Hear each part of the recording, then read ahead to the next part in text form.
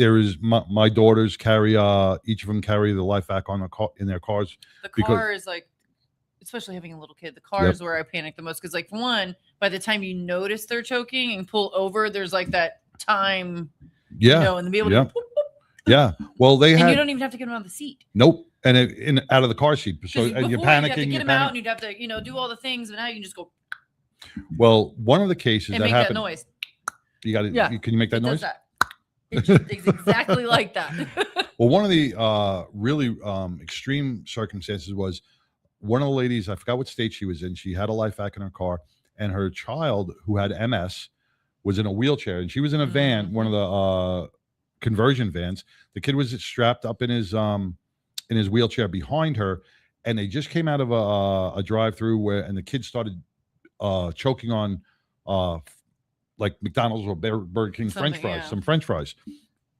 And there would have been no way for her to get her son out of the wheelchair and do the Heimlich maneuver. So she just she used the life vac, she put it on his face while he was still in the wheelchair, and she couple of pumps, and all the fries came out of the child's mouth, and she saved his life. Elderly in wheelchair as well. Scarier part for me. Yes. Because like one, wheelchair maneuvering, right? You just to me unsure, like, what can I really do? Because like you don't know, right? You do know, but you don't know. And then elderly, they're fragile. Yes, I mean they're fragile. So to be able to not have to like, do that. This is a innovative, and it takes 2 minutes to learn how to use it. It's all online. It's place, push, pull, and you're done. It's like plunging out your toilet bowl or your sink.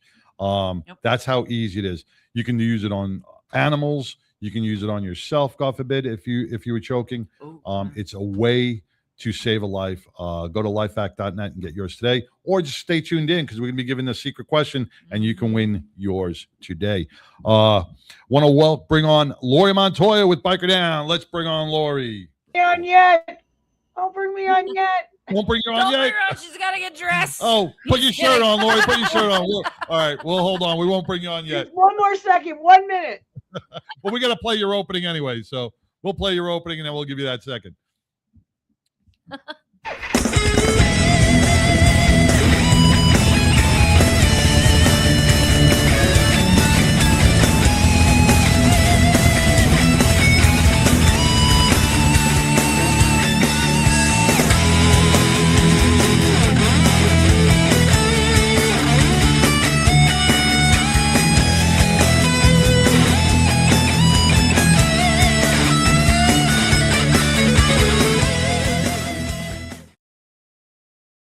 Lori, where is Lori Montoya with BikerDown today? I'm at home. Happy New Year. Happy New Year. Welcome back. I hope you had a blessed Christmas and New Year. How do you feel after this 2-week hiatus? Ready to start 2026. You notice you don't have your special cake, and I apologize for that. I forgot, but it will be coming for next week's segment. I promise. You will have remember, Pitbull, you guys needed a special cake. A special cake? Oh, from Colorado. Oh, yeah, the Colorado special cakes. Yes. Yeah.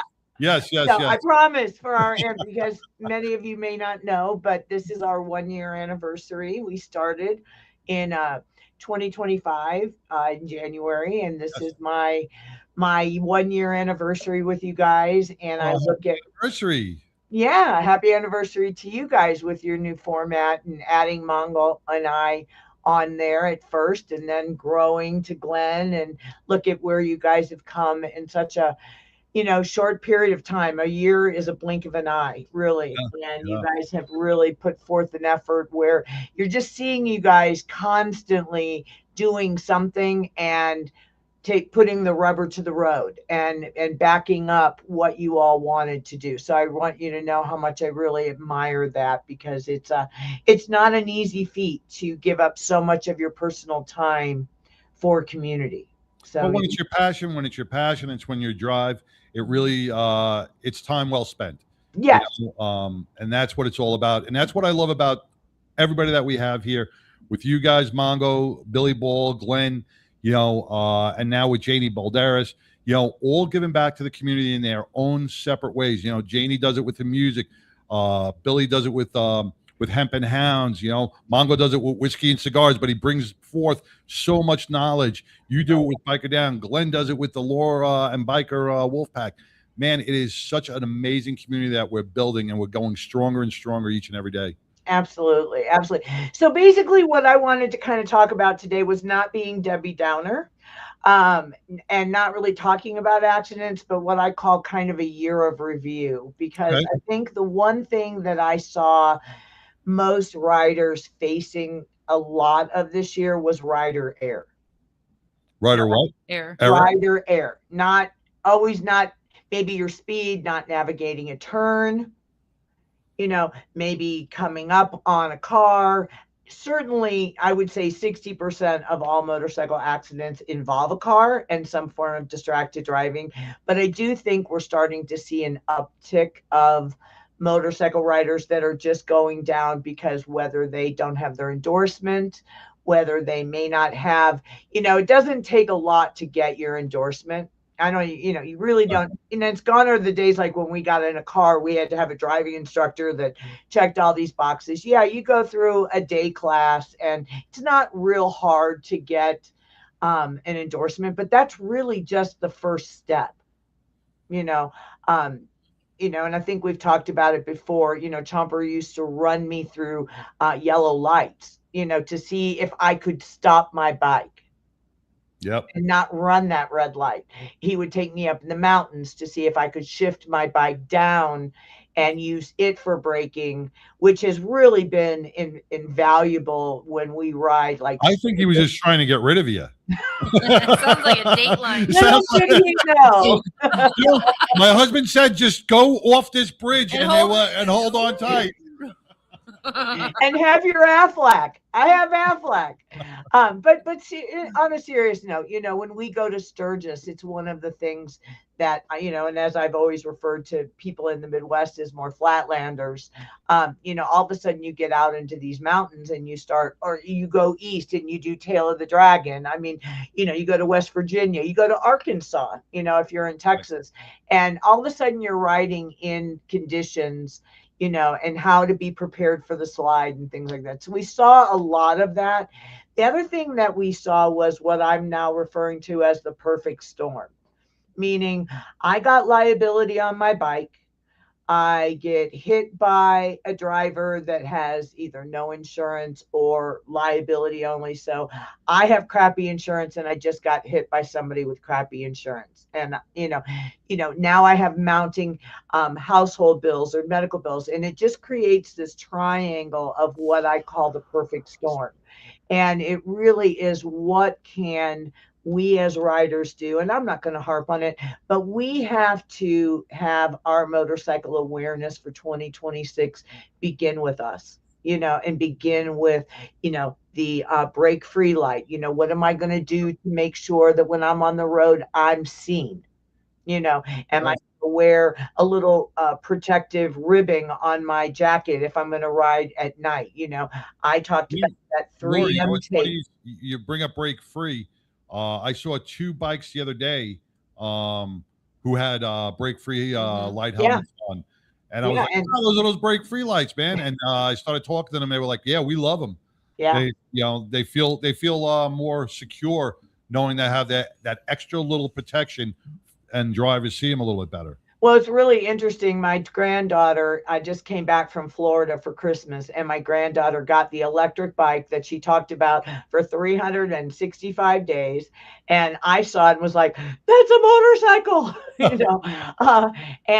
so she doesn't know it yet, but I'm going to give them, they're up here right now up in Breckenridge, and I'm going to give her one of my brake-free headlights, LED lights to put on her bicycle, because even her mom said, mommy texts and drives, daddy texts and drives, your brother texts and drives. Think of all those people that were distracted. And it was kind of interesting. While I was there, we were walking in this planned community, and I started explaining to her about intersections and, riding with your girlfriends. And just because your girlfriends, ride through that crosswalk, and you see a lot of bikers, I'm sure you guys see it when you're driving,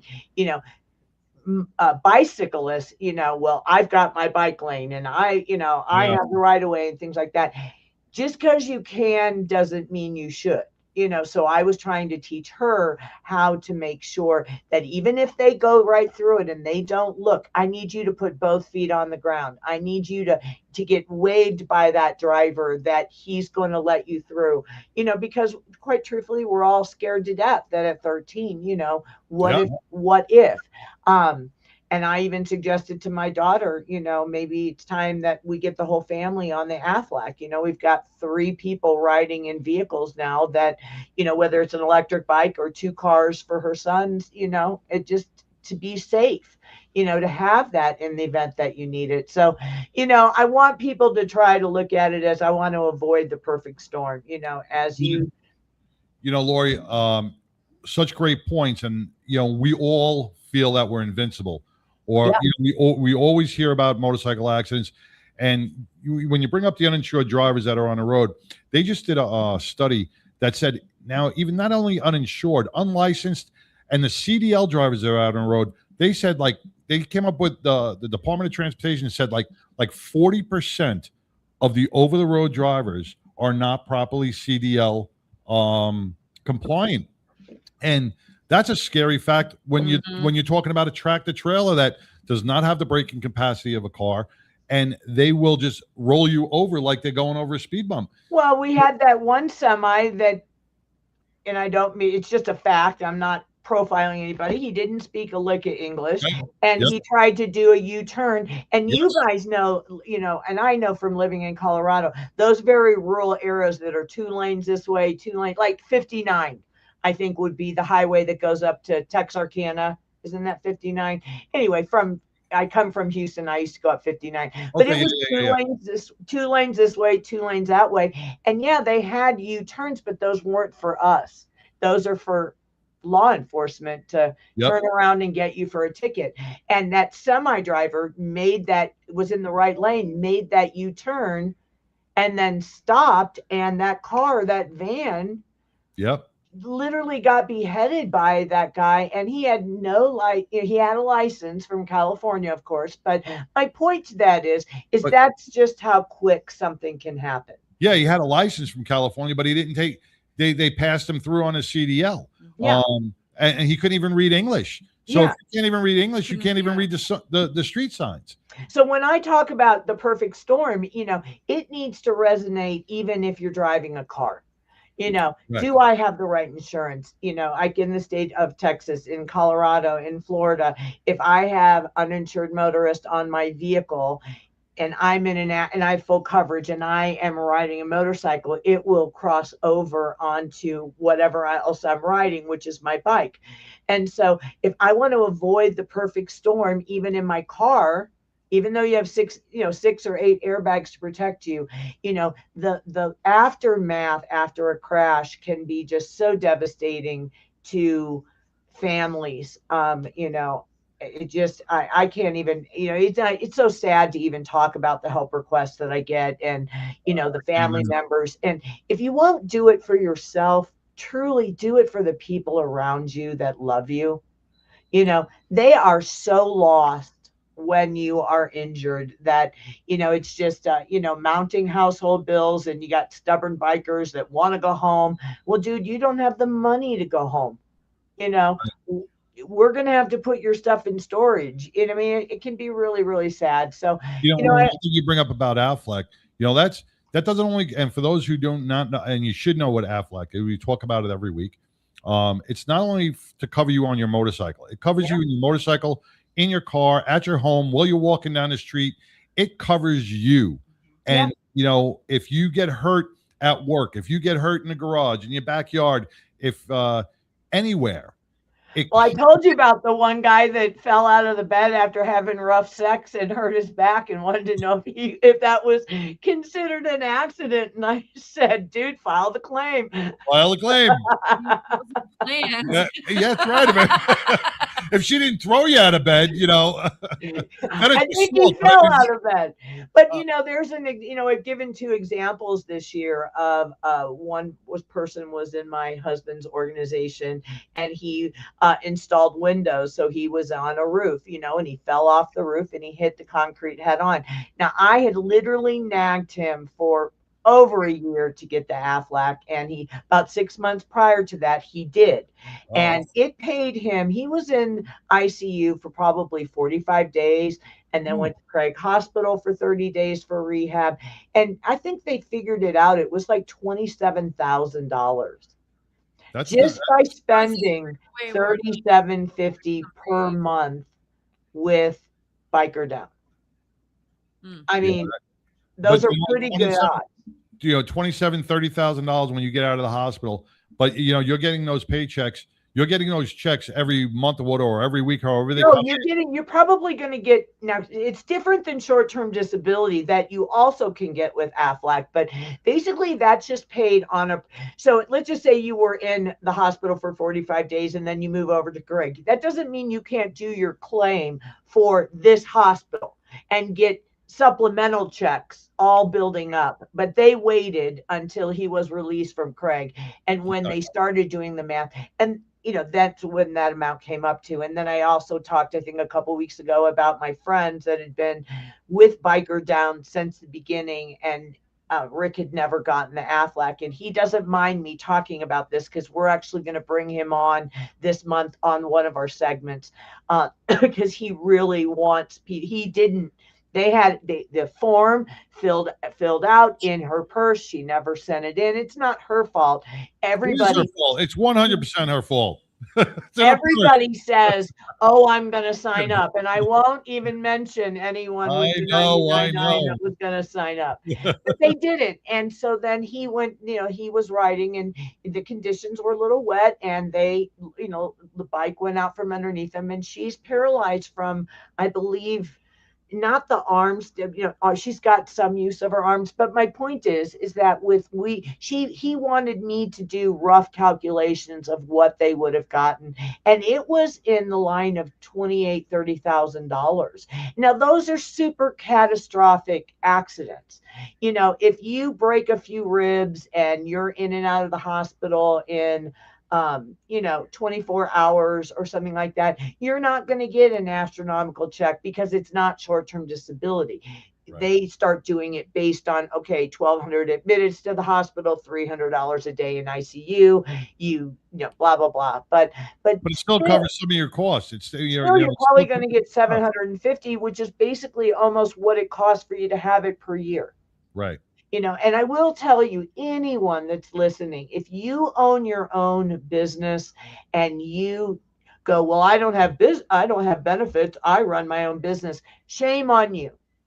Because you can literally call an Aflac rep and they will come to your business. You can figure out what you make, and they can get you short-term disability. They can get your 1099 employees short-term disability. As long as you can prove what you're paying, you can get life insurance for your family. My husband and I have a landscaping company, and we have short-term disability through Aflac. We have life insurance.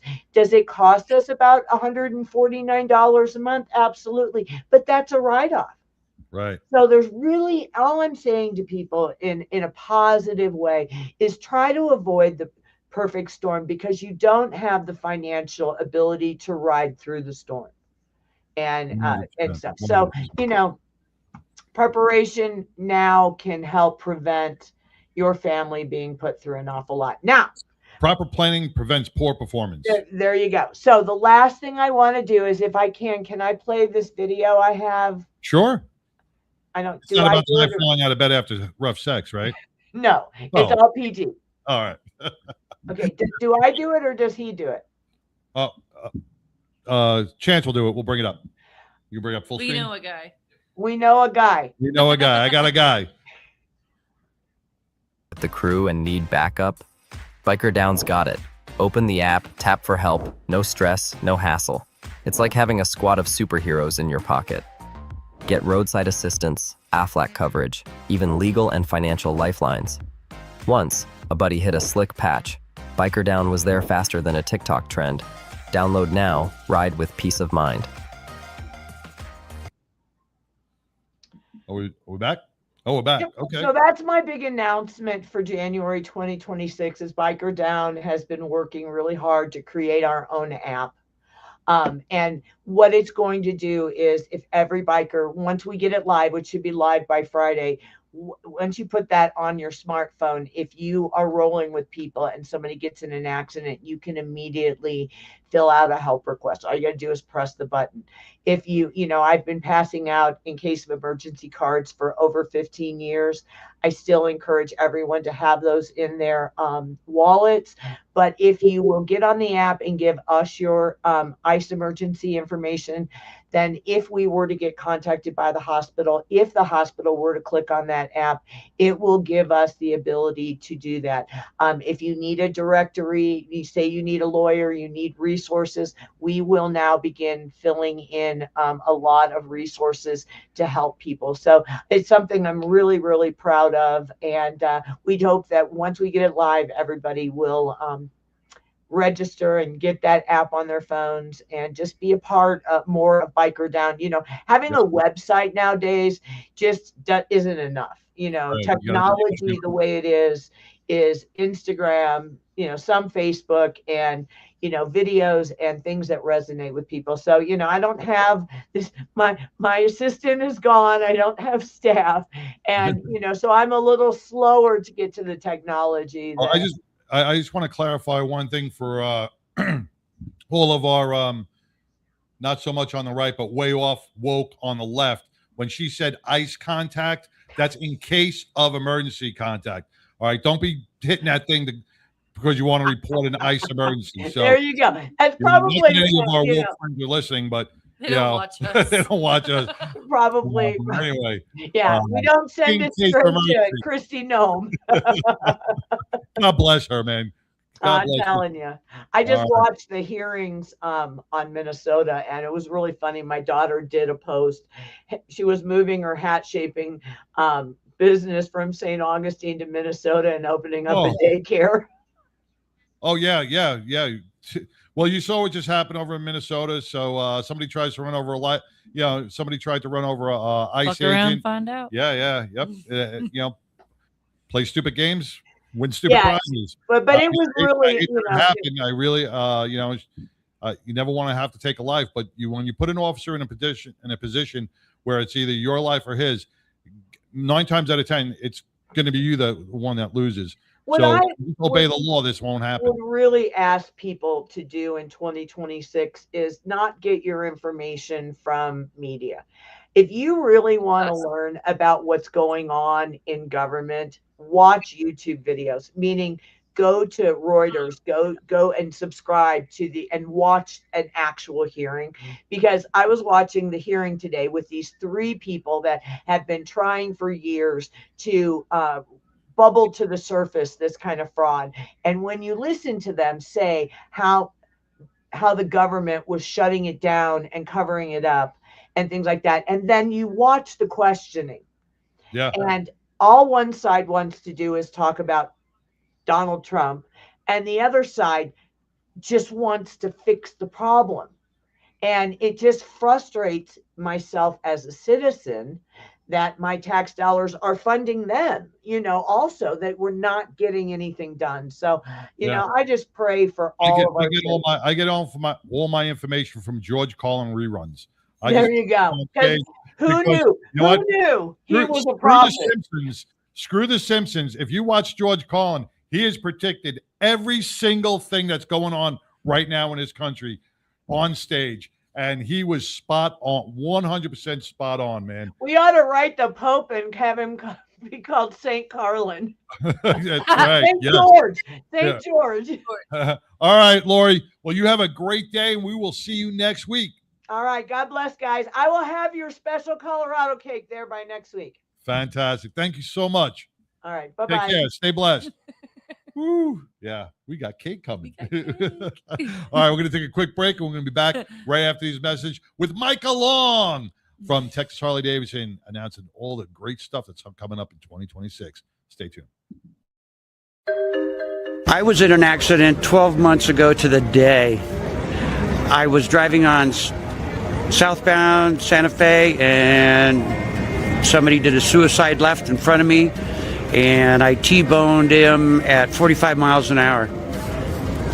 From that point forward, I don't remember anything for the next 18 days because I was in a coma. She broke 9 bones, lacerated my spleen, put me in the hospital for 21 days. I remember none of it. BikerDown was founded in 2011 after riding several rides over the summer and seeing, tragically, my friends get injured. And I felt that there was a need missing in Denver and in Colorado for an organization that helped the biker community. As you may know, the bikers are one of the most charitable entities out there, and what we do is provide them a variety of services such as medical equipment, financial assistance if necessary, and a plethora of resources to help them stay afloat during the hardest time in their life, which is their recovery. You know, my biggest hope is that I'll never get another phone call that a biker's gone down, but you know, that's not realistic. So I think my true realistic dream is that we can help as many as we can help, because it is life-changing for them. Certainly donating and volunteering your time, and even if you can't do that, attend our events. You know, attend our event and get a $20 t-shirt for your $20. You know, those kind of things make a big difference in a small nonprofit like ours.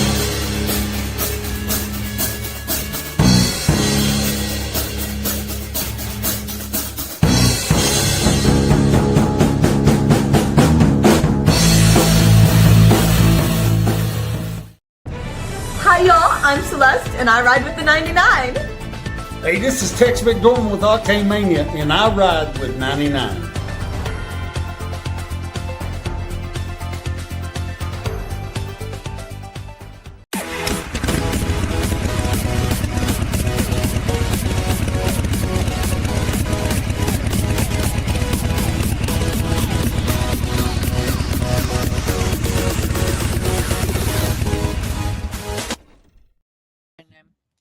Hey, welcome back to the 99% Radio Network here in the Fishbowl, man. It's radio for a reason. And we have in the house Micah Long with Texas Harley Davidson, the ambassador of fun. Welcome, Micah. Hey, what's up, guys? Thanks for having me on again. Oh, always a pleasure to have you here, man. Texas Harley Davidson, one of the big, if it is the biggest dealership in the state of Texas. We are the largest in the state of Texas, by square footage. And overall. And, you know, one thing I love living in Bedford because Texas Harley Davidson has things going on almost every single day, but every weekend there is something going on. I got to come to your Christmas little party where the kids came together and they put together these gingerbread houses. It was so much fun. All the kids were having a blast. Bro, that was so much fun. That's the first gingerbread house I've ever put together. And it collapsed multiple times. Oh, it was so funny. You were like the most, perfection. He's watching his thing, and all of a sudden he gets the whole thing done, and it just all imploded. It's not about the perfection; it's about the amount of icing. He was trying. So that's the key. I didn't know that. You have to put an ungodly amount of that sugar icing on there for it to stick. That tube is just for the structure; it's not for decorating. Yeah. But you got to remember, man, Texas Harley Davidson is not just about the adults. It's kid friendly, and the kids have a blast there. There's so much stuff to do. And you guys run so many events. So, Micah, 2026, we're growing bigger and better. What's Texas Harley Davidson got in store? Oh man, we've got all kinds of things in store. This year is our not only is it the nation's 250th birthday, but it's our 10th year anniversary of being in that building. And what that means is in April, we're going to host our first 3-day bike week of sorts. So we're going to have a dinner ride followed up by a bike night, followed up by a big event on a Saturday. Sweet. In which we're throwing down. That's going to be in April. I don't know all the details yet, but we'll talk about that later.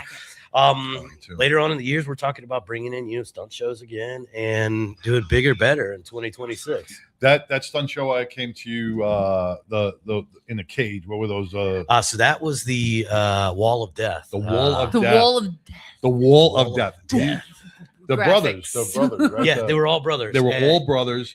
You have to be brothers. Their to mother be able probably to didn't be like that them. comfortable. Their mother was probably like, just go out in the backyard and play on your bikes. They're building. Well, they were all brothers except for the one guy. The one guy was Mexican. The dude he that always looked like did- an Indian. He was actually Mexican. He was the Indian guy. Yeah. So he was paid. Just kidding. He was their brother. Yes. But that was an amazing show. So many people came out, and those guys are so talented. Yeah. And what they do. True like daredevil talent. Oh Like, my God. that's different than just a talent. That's like pure like no fear. The wild thing was watching them. Once they got going, these guys looked like relaxed. They were doing it like with no they're hands. chilling. They're locking it in and just cruise controlling. I'm like, man, you're like 8 feet in the air. The Sideways. slightest. Yeah. And they were sitting side saddle on their bikes. He told me that they hit almost 2 G's when they're going around because it's such a small. Oh, I thought you were talking about money. I was like, I didn't pay them that. No. They hit almost 2 G's in the centrifugal force in that little wall of death that they have. Now, when you mention something like 2 G's and in that centrifugal force, I always think about those old movies in the 80s and 90s where the astronauts go and they get that room and they go around and you see their cheeks all pulling back. That's what I think about. That's the gravitron. And that's what he said it felt like because the first show I was up on the top. Yeah. And I was with all the spectators. And I tell you, it was scary because these guys come right up to the red line, man. That's why they say don't put your beer there. Yeah, right there, man. And they'll grab, they take donations, so they'll grab money off right out of your hand. Like strippers. Well, they're going, like strippers, and that fast. But then you gave me the chance to get in the middle of, in the center of the wall of death, and I sat in the middle and watched these guys come up. It They're was like this close to your nose. Yeah, it was exhilarating. Did man. you get dizzy when you were in the middle? Yes, I would. I was trying to find them like this. It was so. Yeah, I got dizzy and then tripped over something. I thought I was going down. Was able to grab a hold of something. Yeah, because you want to try to follow them, but they're whipping by you at so fast, and you're like. You just gotta hold your face and then, wide leg and then just use your peripherals. You get half of it. Lay your phone on the ground. Even with my bad eye, I couldn't fucking follow it all around. You know? I would thought you'd be able to catch both angles. I couldn't. I tell you, it didn't work. It didn't work. Oh, jeez. I kick. But is somebody beeped it. James on? James on? All right. So before we bring James on, James Collins with Heroes in the Sky is on and waiting to come on air. But once again, Texas Harley Davidson, we are almost partnership with you because we want to bring so much to your establishment because you do so much for the community. Thank you. In so many different ways, and you've been really good to us. And what the 99% Radio Network, Glenn Lawson, and the Biker Wolfpack want to do for you guys is we want to donate a battle vest to you guys in honor of our veterans and our first responders, who have completed suicide. Our mental health injuries through service, those invisible injuries that happen to our heroes take a toll. And sometimes, it gets too much and we lose our heroes to their own hands. And when that happens, most departments and even the military, they don't honor them in the way they should. And Heroes in the Sky said, no, we are going to honor them. So I want to give a very warm welcome to James Collins, founder of Heroes in the Sky. Welcome, James. Well, thank y'all. How are y'all? How are you, brother? Good. It's another beautiful day in Georgia. In Georgia. Yeah.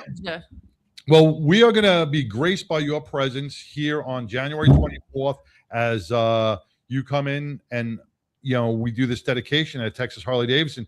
Tell us a little about tell all our listeners about what Heroes in the Sky is about and what we're going to be doing on January 24th. Sure. We started as a organization that just we brought awareness to our veterans, first responders, and public safety officials that have lost their internal war. And, we was doing memorial board ceremonies for the families, and we quickly started realizing that our mission was way bigger than just putting names on a board. It started becoming where it's more camaraderie and unification and showing support in our community. Because when we was doing our ceremonies, we would have family members sitting in the front row where everyone in the front row shared a common grief. They all lost somebody to suicide. And so everyone, it gave them another support network for, you can talk to them, you're not alone in this fight. And then, as we progressed as an organization, we started doing battle vest dedications. And our battle vest dedications just took root because I wear a battle vest everywhere I go. It's got the names of our warriors on it that have lost their internal war. And so what we do with the battle vest is each battle vest holds 19 warriors and front and back. And then we hold memorial ceremonies for these warriors so families can be present. We try to fold casket flags for the families, present them with casket flags. We try to give all these families the support that they need. Because one of the things we quickly realized with Heroes in the Sky was awareness is not enough. You've got to have prevention. You've got to have education. Like, what are we doing after the awareness piece is done where we start reducing these suicide rates? Because one of the highest suicide rates people don't talk about is the family's suicide rates. Correct. Widows that have lost spouses are 3 times more likely to suffer the same fate. Mothers that have lost children are 2 times as likely to suffer the same fate. And, all of the health implications that come with the grief the families, have to deal with in this immediate loss, or wherever they are in their grief journey, the trauma that is associated with the loss to suicide is very heavy. And so our families tend to isolate. If that family feels they don't have anywhere to go, or they don't have a purpose or an identity, or people just aren't listening to them, the first thing they do is self-isolate. And once I don't mean to cut you off, but when you hit the identity thing, and that holds near and dear to my heart, because as a military service member or law enforcement or any type of first responder, that becomes your identity. The military, you're a serviceman. It becomes your identity because you've put so much passion and so much will into it. As a law enforcement officer, first responder, it becomes your identity. But that also becomes your spouse's identity as well. She is part of that whole network of spouses and family and friends and brotherhood and sisterhood all together. And when suicide happens, when suicide impacts a family, sometimes those families split, and now that person is left with nobody, no support network, because everybody seems to want to alienate themselves when something like that happens. If someone gets killed in the line of duty, everybody's flocking to you, and they're there to help. But when a suicide takes place, some people do not know how to navigate through that, and they will tear themselves away from family and friends and leave that spouse isolated. And Natalie Brent just walked in, and Natalie, thank you so much. With the Green Star Families of America, and we're going to hear from her in a minute. But that what you're doing is you're honoring those family members and giving them a sense of purpose again, and you're keeping the names of their loved ones alive. Amplifying their voices is what we like to call it, because those families have a voice. Those families have feelings, have emotions, and those families are allowed to feel loss sometimes, because that's, you've just lost, someone very important in your life in a very traumatic way. And so Heroes in the Sky tries to come in and restore that identity, restore that purpose, restore that voice, so you feel like you're a part of this community again, and you're not set off to the side, because we already have a large enough problem with our military units and our law enforcement officers or units. Once it happens, trying to sweep it under the rug or barely talking. Right, barely talking about it. And so we're Heroes in the Sky trying to come in and fix this. We want these families to have a voice. We want these families to show up to events and feel like they're wanted there, because we have to reduce the rates in the families. Like no one talks about the suicide rates in the families. No one talks about the chances, once they've lost a loved one to suicide, they have a higher chance of psychiatric hospitalization. No one talks about any of this stuff. And so at our ceremonies, one of the last key pieces that Heroes in the Sky does is education. We travel nationwide. We educate populations on trauma affected units such as law enforcement, corrections, firefighters, all of those disciplines that are more susceptible to traumatic events, and then how they have to deal with it. Yep. And so that's what this battle vest dedication in Harley Davidson in Bedford is not only is it a battle vest dedication to raise awareness for 19 warriors' stories, sacrifice, and valor, but it's also, this is our education piece. So now, however many people show up to this ceremony, we hope it's a lot, we are educating people in the great state of Texas on some of the things that they probably have not heard before on suicide rates within firefighters, police officers, corrections, EMS, veterans, female veterans. And we break all of these down. And so we really make you think about the problems we're having in our country with suicide. Now, this is going to be the first battle vest in Texas, correct? The first vest in Texas. This will be the first battle vest in Texas, and we're going to continue this mission to try to do at least 2 battle vests a year in Texas, and Absolutely. bring and help raise awareness. As we've also partnered with Natalie and the Green Star families. Natalie, welcome to the show. Just bring the mic a little close to you. There you go. Another routine. Yeah, Natalie, your husband was a service member, military service member, and he completed suicide a couple of years ago. Yeah, just right at 2.5 years ago. It's read it. And what James is talking about the secondary trauma in the spouses in the family. Can you talk about that a little bit? How you felt without, I don't want to go too deep, but you can. Oh yeah. I mean, at least the first 6 months, it was a lot of isolation. No matter what anybody said, it was always wrong. I have had to distance myself from friends and family members just because things that they would say to try to help would trigger me. And then that was not a good situation. And it put a lot of strain. Yeah, strain, I have my widow's brain, between our relationship. And, I've done a lot of stuff with you guys lately, and y'all all kind of see how I seem to be doing okay on the outside. We've seen you grow. Yes. Since Celebrity Softball, we've seen you grow, which is really, is good, because we're starting to, embrace this whole network. And big shout out again to TK, because you've introduced us to the Green Star families, and you introduced us to Heroes in the Sky. Yeah. And it's all a great network that we're bringing in here to the DFW in the Texas area. Yeah. And with that, there's things that people don't see. It's been January 5th was 2.5 years, and I had a hard day that day. But right before Christmas, it was one little trigger that I had where I went and had to park in a parking lot for 3 hours. And I just had some rage. I mean, I was raging out, like wanting to put my fist through the window. And of course, everybody was like, why didn't you call? Because you don't. In the moment. You're in that moment. And you have that tunnel vision. It's like, well, I thought about sending a text to one of my friends, but I'm like, I know her kid was sick and I didn't want to bother her.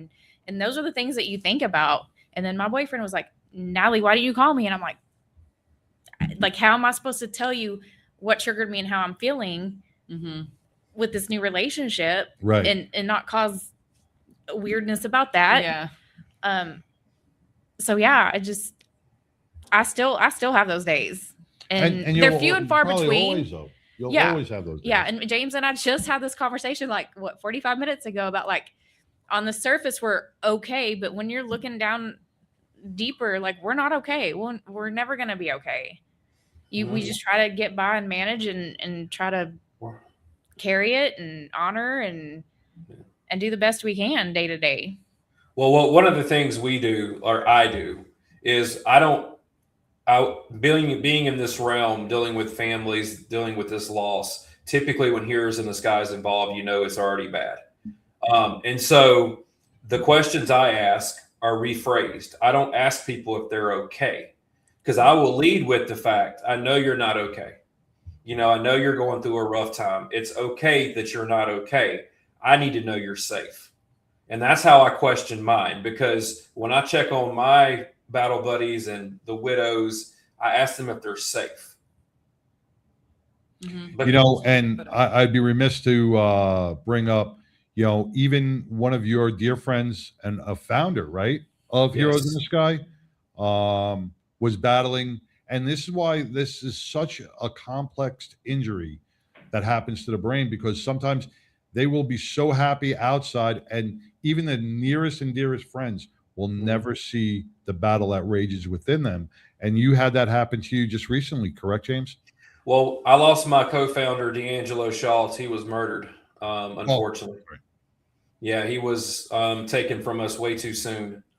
And he did not get to see, him and I started this organization when we were very small, just doing memorial boards. And he should be here to see our expansion. He should be here to see our first vest in Texas. He should be here to see our nationwide travel and how many people we're touching. And he's not. And like I said, I'm not okay. Like I'm not okay with the fact that I've just lost my best friend, brother, and co-founder, but I'm safe. And I like to make that's why I tell people, just tell me you're safe. I need to know you're safe. It's okay that you're not okay. This is a lot to deal with. Do we got a picture of the battle vest? I think we got a picture. Could you put the picture up of the battle vest? I'm going to bring up the picture of the battle vest. Now this is a different one, but it's going to be pretty much a replica of what you see on the screen, but it will have 19 names, many of them from our local departments in the DFW area, a few from Rockwall, Texas, a few from Rowlett. My very good friend, Brian Russell, who is a U.S. Army Sergeant, he will be on that battle vest. Natalie, your husband's name will be on that vest as well. And along with 19 other names will be on that vest, and it's going to be displayed. We're going to be bringing it to Texas Harley Davidson. Micah, tell me your feelings to have really this first battle vest of Texas to be here to honor our veterans and our first responders. Man, you're military as well. I'm a military veteran myself, 2-time Iraq veteran, EOD guy. I've been around first responders pretty much the last 25 years. It means a lot. I don't personally know anybody, and I'm thankful for that that I know of that has taken their own life, but too many people have. So it's really amazing. We're really thrilled that we get to be the house to house this, so that people can come and check it out, pay respects, view it. Now, the amount of people that walk through your dealership each and every day, not including your hog members, your hog chapters, who are mostly either first responders or veterans. We have tons of veteran first responders, law enforcement, firefighters that come through Harley Davidson. We all ride. And it's a tight knit community too, so something like that's going to get a lot of foot traffic. People now to display this in that Harley Davidson, in your Harley Davidson here in Texas, it's really going to mean so much for. It's not only going to touch the building itself or the families, it is really going to touch every veteran, first responder, and everybody that walks through there, because they're going to see these names, they're going to read the names, they're going to say them in their head. And it truly means they're never going to be forgotten, because somebody's thinking about that. But it's going to mean a lot to your veterans and your first responders that go into Texas Harley Davidson. Yeah, absolutely. Means a lot to me personally too. So I'm just thankful to be a part of it. Well, we're thankful that Texas Harley Davidson is going to be a part of this and do this, Natalie. And now to have a battle vest so close to home, you're here in Texas. What does it mean to you to have that here? It's putting his name and his service out there, locally, and we've done. James has done a lot of dedications, and Daniel's name has been on several different vests. So just having it close to home is going to be awesome. And our local friends and family can go by and see it and check it out. And It's gonna be awesome. Yeah, it's good. And it's just, it shows that they're never forgotten. And that's what we got to do with our heroes each and every day. We can't forget them. The third Sunday of every month, we walk the bridge here in Rockwall, in Fort Worth, and across the country over into the UK to remember those that we lost to suicide. Departments don't remember, but we remember. The military may not remember, but we remember. Last year, we had 102 law enforcement suicides, which is down.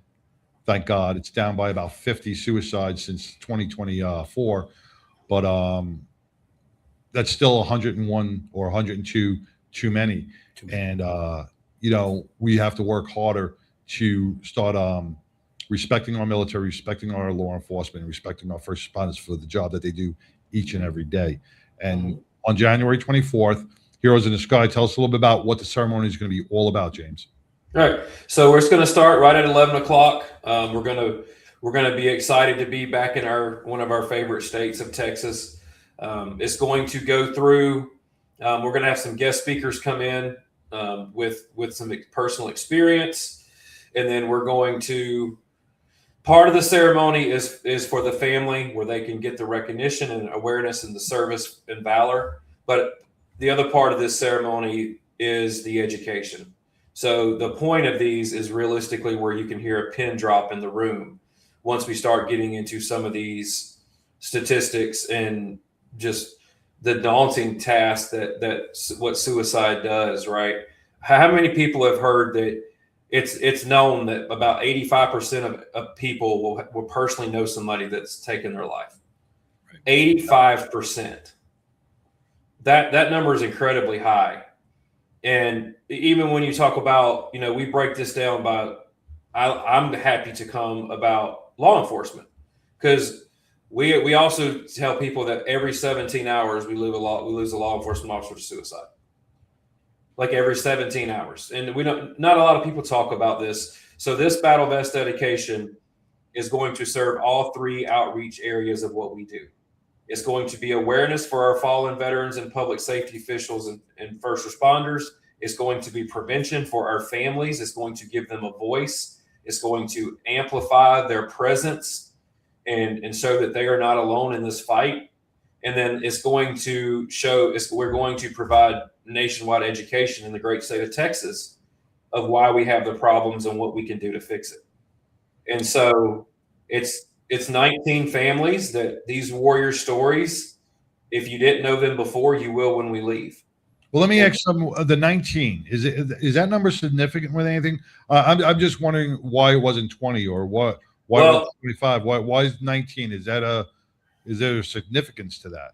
No, so it's 19 just because with my military career, I like doing things. I like everything to be uniform. I like everything. So every battle vest we use is the same battle vest for every dedication. And unfortunately, with those battle vests we're using, the capacity for names is only 19. Okay. Like I've tried every combination, trying to get 22 on there. It doesn't work. Okay. And so that's why it's 19. And that just stems back to me. Everything has to be uniform. All our plaques look the same. All the battle vests are going to be the same ones. They're all going to be uniform and professional. And that's just how we roll. Yeah, no. I was just curious. And because I was like, 19 is kind of just like a weird number for me. I was like, why is it 19? But okay, so that explains it. And if there's listeners out there, because you are going, we want to bring this across the country. So if there is a listener out there who's in the state of Colorado or in Nevada or in Louisiana or anywhere in the state, and you want to bring a battle vest to your state and find a home for it, James, how could they do that? Because this has been a simple process so far as you've been discussing it. Yeah. So you just reach out. You can email us at info@heroesinthesky.org, or you can email me personally at james@heroesinthesky.org. And then we'll discuss what you want to do, whether it be a battle vest or a memorial board, because we do memorial boards that hold up to 60 warriors on them. And so we have different levels of memorial pieces, but it's a quick conversation. I find out where you are, what your expectations are. And then once we set up the fact that we know where the battle vest is going to go and we know who's sponsoring it, then we build the warrior manifest. And that's another process that I allow the sponsors to do first. And so if you are wanting to sponsor a battle vest, I will give you the option to provide as many. If you provide all 19 names, then that's awesome. That we'll honor all 19 of your warriors. But if you can't, you provide what you have, and then we'll fill in the rest. But it's tailored to the sponsor. Right. So and to your geographical area. So I only use my warriors if you don't have the warriors to put on it. And so it makes it more personal to the sponsor when it's their friends, their battle buddies, their first responders from their geographical area. It makes it more personable when we do it that way. Yeah, this is just something that is we have our memorial walls all across the country for line of duty injuries. There aren't many memorial walls for those who've lost the battle to mental health injuries. And if we keep raising this awareness flag, by the grace of God, maybe we can start lowering the impact or having the conversations or making it easier to have these discussions and learn the signs and symptoms and learn the triggers and learn the warning signs that you'll be able to help a warrior as well. And we can diminish the mental health issues, maybe not in our generation, but maybe the next generation to come. Absolutely. And we've got more programs coming out that's going to build off the battle vest to raise more awareness and education. We're launching our own podcast here beginning of February. It's called Breaking the Silence Together, the Aftermath of Suicide. Nice. And it's going into the intricate, small, unspoken challenges once a family member loses somebody to suicide. We're talking about the death certificate process, the autopsy reports, what goes to the funeral home, how to get the military burial, what benefits you're entitled to, the relationship, like focusing on the relationship and then the struggles before it happened. Like before you lost that warrior, we're going to identify the struggles there. So maybe if you are in that predicament where you have a loved one who's spiraling, you may hear these stories and say, wait a minute, my loved one's behaving this way. We need help now. And that's what we want to do with the podcast is just go into all avenues of what suicide does to families, like the aftermath of this loss. And we're kind of excited to embark on that journey. Well, without bringing up anything difficult in the aftermath, and Natalie and I, like I said, I don't want to pick at anything that you don't want to. You're good. You know I'm an open book. When your husband completed suicide, this one came as a shock. You didn't know it was all going to. Nothing led up to it that would spark anything that you could remember anyway, right? Yeah, I knew he was struggling with some work-related issues, but I never thought that it was that bad to where he would take his own life. Now, the aftermath that day, and how nobody helped you. Yeah. Even his employment. Yeah. With his truck and everything else. Yeah. Can you share a little bit of that? Yeah, I mean, he was at work in the parking garage. He sent out a text message to coworkers and nobody responded until he was supposed to show up to a meeting. And then everybody's like, where is he at? And then they go look for him and find him dead in his truck. I was not even notified. Let's see, he was pronounced deceased at like 8:30 or his estimated time of death. He wasn't found until about 9:30. I was not notified until like 1:20 that afternoon, which is another whole thing. Wow. Yeah. Of course, before his body was even off the property, they were already packing up his office. I get a call from one of his coworkers later that evening, like, if you want his stuff, you're gonna have to come down here and get it like ASAP because it's being boxed up. That brings a whole nother conversation where we all work our asses off to be happy for a boss that will just box your stuff up, replace you like that. Well, and I will not hesitate to say he worked for Marriott, and he was director of security and loss prevention. He worked for a brand new JW Marriott that was not even open yet in downtown Dallas. And they're already boxing up his stuff. They were already boxing up his stuff. You were tasked with probably the most horrific detail as well. You had to clean the truck. I did. They, with the Dallas police, how they do their procedures, they took his truck into impound, which luckily, because it was a suicide, I did not have to pay for the impound. They did give me that grace. Oh, that was nice. Yeah, they did give me that grace. I actually had my dad go down with me.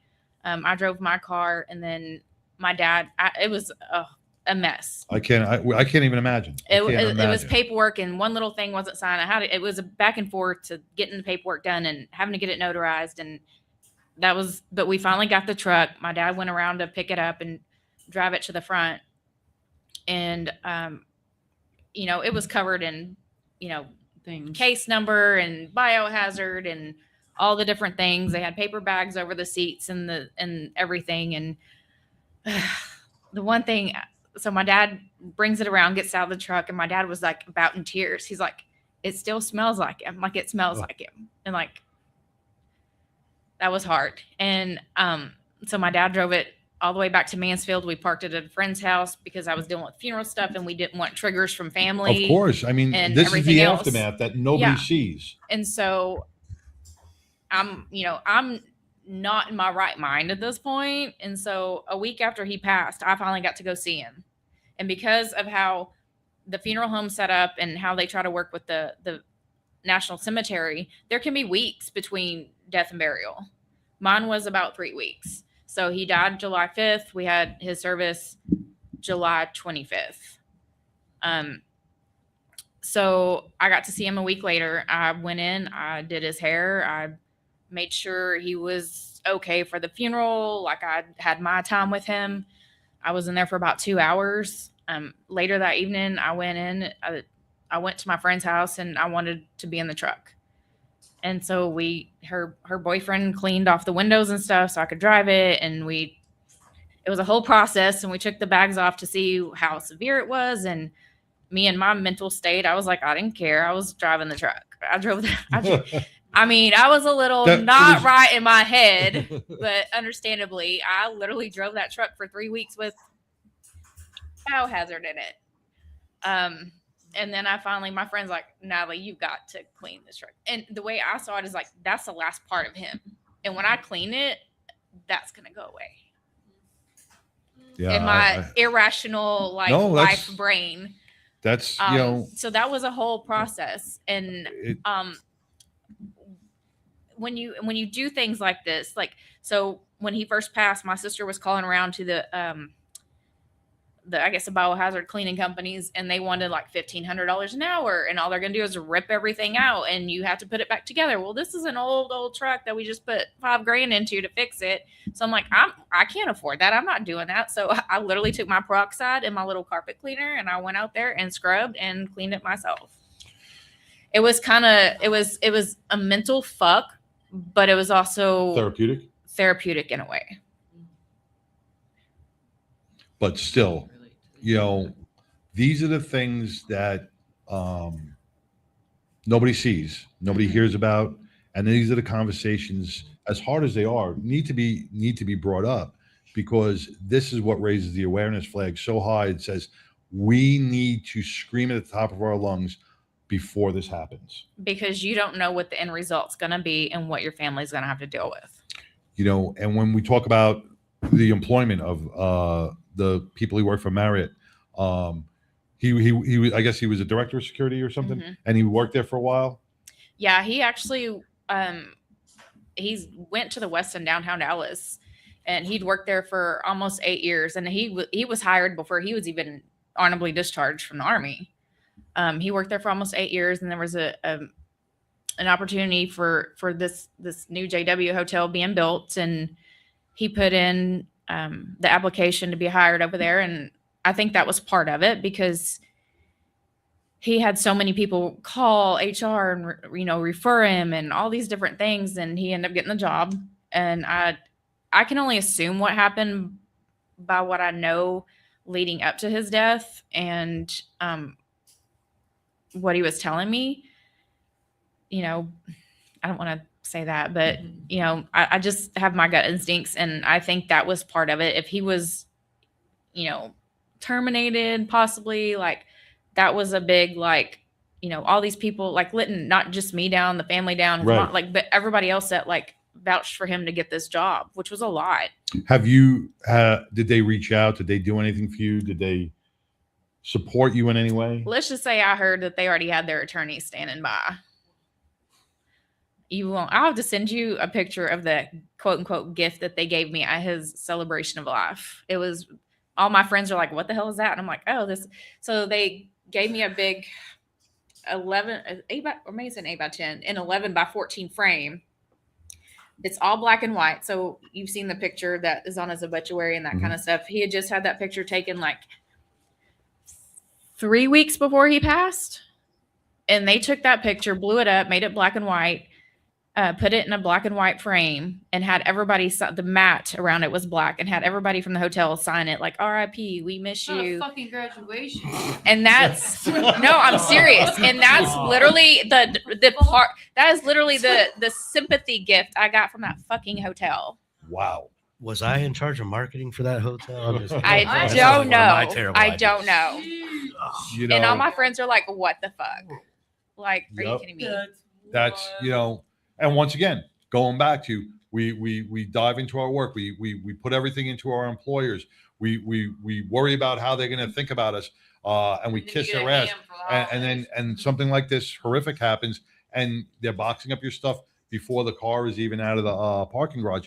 And this is why, like, even in the beginning of the show, when we talked about, material things and everything else, time management, and never lose a moment. Make sure you spend each moment and cherish each moment, because those are things we can't get back. Time is something we can never get back. Yeah. You know what? So don't waste your time at work. Make your money and get the hell out. Don't waste your time on toxic stuff, man. Move on. Stay positive and stay with people in your circles. Keep with your tribe. And Natalie and James, anything on that? No, we that's part why we wanted to come in, and that's why I wanted to do the podcast. Was her stories are not the only ones where you're hearing this incredibly difficult transition after the loss of a loved one to suicide, and how it ripples through their personal relationships, their friendships, how many people quit talking to them because how many friends they lose, how many families they lose, and then that time of despair that follows. And so that's where we highlight, and that's where this podcast is going to take set, is in that area, so people really see what happens. Well, and James, go ahead. Sorry. And we hope it becomes a set of deterrence and awareness at the same time, because if you're going to listen to someone else's story and how much they went through, then if you're a veteran, and you're having, so God help me that you don't have these thoughts, but if you do, then you're going to hear their story and say, wait a minute, look what that spouse, look what that wife had to go through. I don't know if I can't do this to my family. So we kind of hope that it provides that strong deterrence piece. And it will, and it'll also show those who are battling that you're not alone. You do have a support network out there. In our workshops that I do with a badge of honor, I always show, and I don't know if you want to check this out on the internet, and you guys can look at this. There's a picture in the Louvre in Paris, and it's a picture of the devil and the king playing chess. And the devil, the painting was called Checkmate. And some college kids were going through, and one of the guys who was going through with these college athletes was a champion chess player, and he was looking at this picture, and he said he was staring at it, and the group moved on, and he kept staring at it, and a guy came back and said, "Hey, listen, we got to move on with this group." He goes, "Hey, listen, the name of this picture is wrong. It can't be called checkmate." And he's like, "It's been checkmate for hundreds of years, you know." He goes, "We can't change the name." He goes, "Well," I'm a chess champion. He goes, and I looked at the board. He goes, "And the king has one more move." And when you think about the logic behind that, we all think we're done. We all think we're done and out, and there's nothing else we can do. Just remember that painting, because there's always one more move on your board. There's always one more friend. There's always one more phone call. There's always one more outlet. There's always one more thing you can do before you take that ultimate step over. So raising the awareness, listening to the stories, all helps everybody.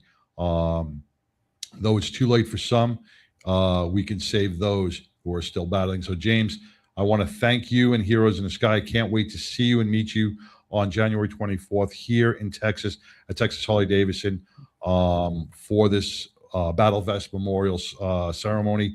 We're going to have Steve Piper out there playing the bagpipes.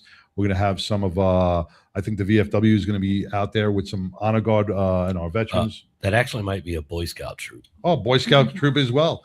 You know, that'll work. Yeah, we're gonna have the colors presented before the ceremony takes place. I don't know if it's gonna be Boy Scouts or veterans, but okay, be there. That'll be great. You know, hey, listen, And the Betties will be there. And the battling Betties will be there.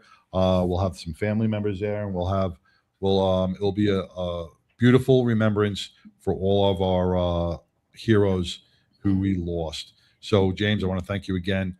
Keep us surprised on that podcast that's coming out, because we would like to help share it and get you noticed and get some people over to you. So thank you We don't very have many people to shove to you, but yeah, we get 2 or 3.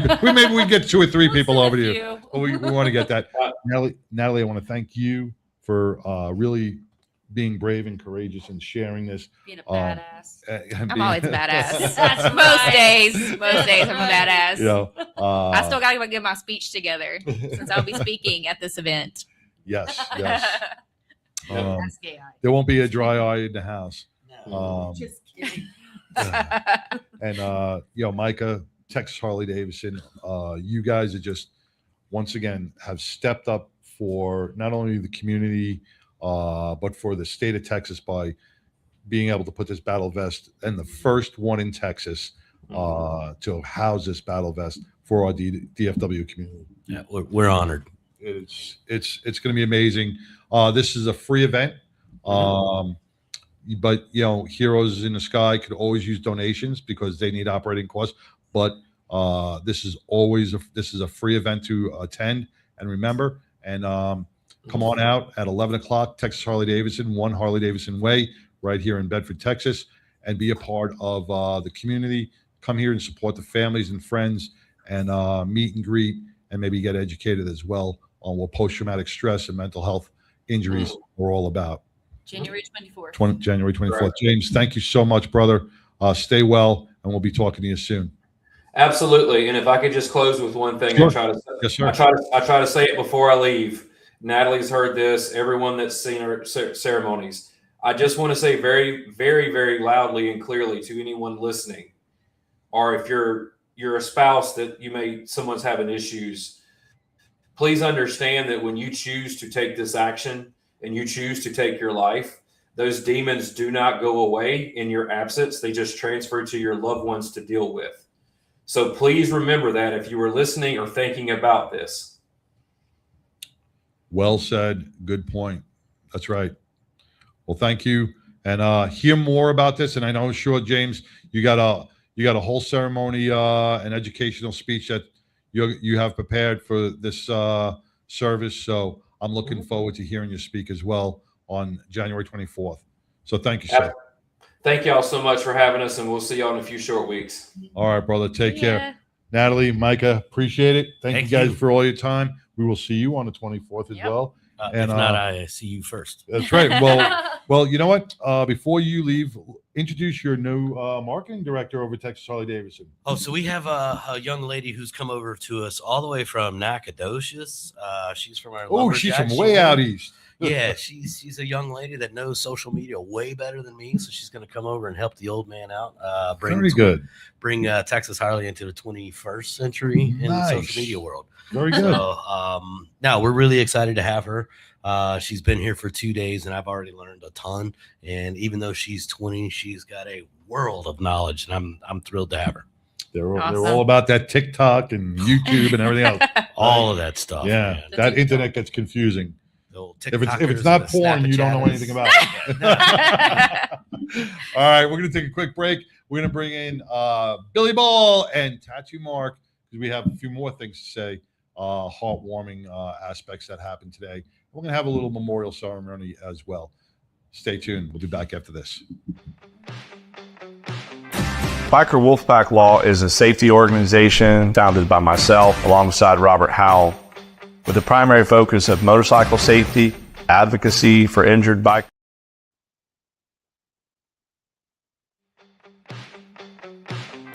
Biker Wolfpack Law is a safety organization founded by myself alongside Robert Howell with the primary focus of motorcycle safety, advocacy for injured bikers, and just general protection for those injured while riding motorcycles in the great state of Texas. Biker Wolfpack Law is a division of Glenn Larson Law Injury Attorneys, which is my firm. What's different about Biker Wolfpack Law is it's a community-based, event-based connection component to make sure that motorcyclists have all of the safety information they need, all of the legal information they need, and frankly, if needed, that full-blown legal advocacy in times of injury through no fault of their own. One of our big events is we do ASM classes, which are accident scene management classes, which are put on with the Road Guardians, group of riders that are usually EMTs, doctors, nurses that also ride. And so they know what can happen when you're out there by yourself. And so it's a very intense class, like how to do tourniquets, how to get a helmet off of a person without hurting their neck more, how to get somebody out of the middle of the road. We do those a couple times a year, and the more safe riders are out there, the better it is. The second division and component of Biker Wolfpack Law is to sponsor local musicians at bike nights or other community events that involve motorcyclists, but also just the community as a whole. And then third is larger charity organization events or rides to get out in the fresh air and have some fun. What I love most about representing bikers and motorcyclists across the great state of Texas is really one thing. It's about hearing the story. It's about going to motorcycle events, constantly meeting new people and making new connections. One of the reasons why I started Biker Wolfpack Law was to defeat and counteract many of the biases that are out there that, quote, motorcyclists are just dangerous. Make sure that motorcyclists are seen as exactly who they are, very hardworking, very responsible, and very dedicated individuals that deserve the justice that they need.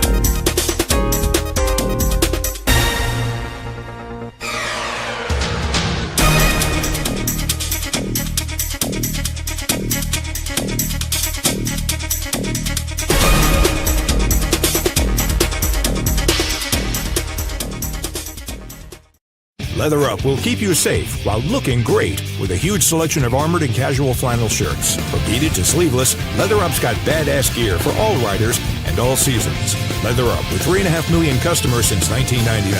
Iconic biker brands like Milwaukee Leather and Hot Leathers to give you the largest selections anywhere. Comfort, variety, classic styling, and affordability with free same-day shipping on orders over $100. Visit leatherup.com and use the promo code MAYHEM for 20% off.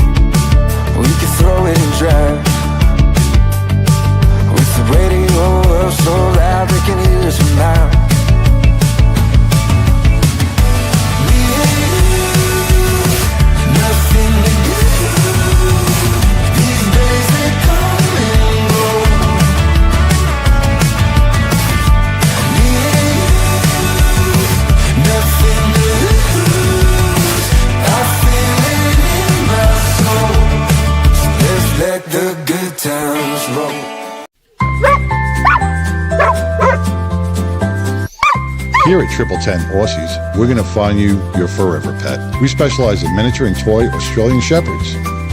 All our pups are pet and family friendly. They're socialized, basic training, and a health guarantee. Check out our miniature and toy Australian Shepherds at 1010aussies.com or call us at 817-213-6698.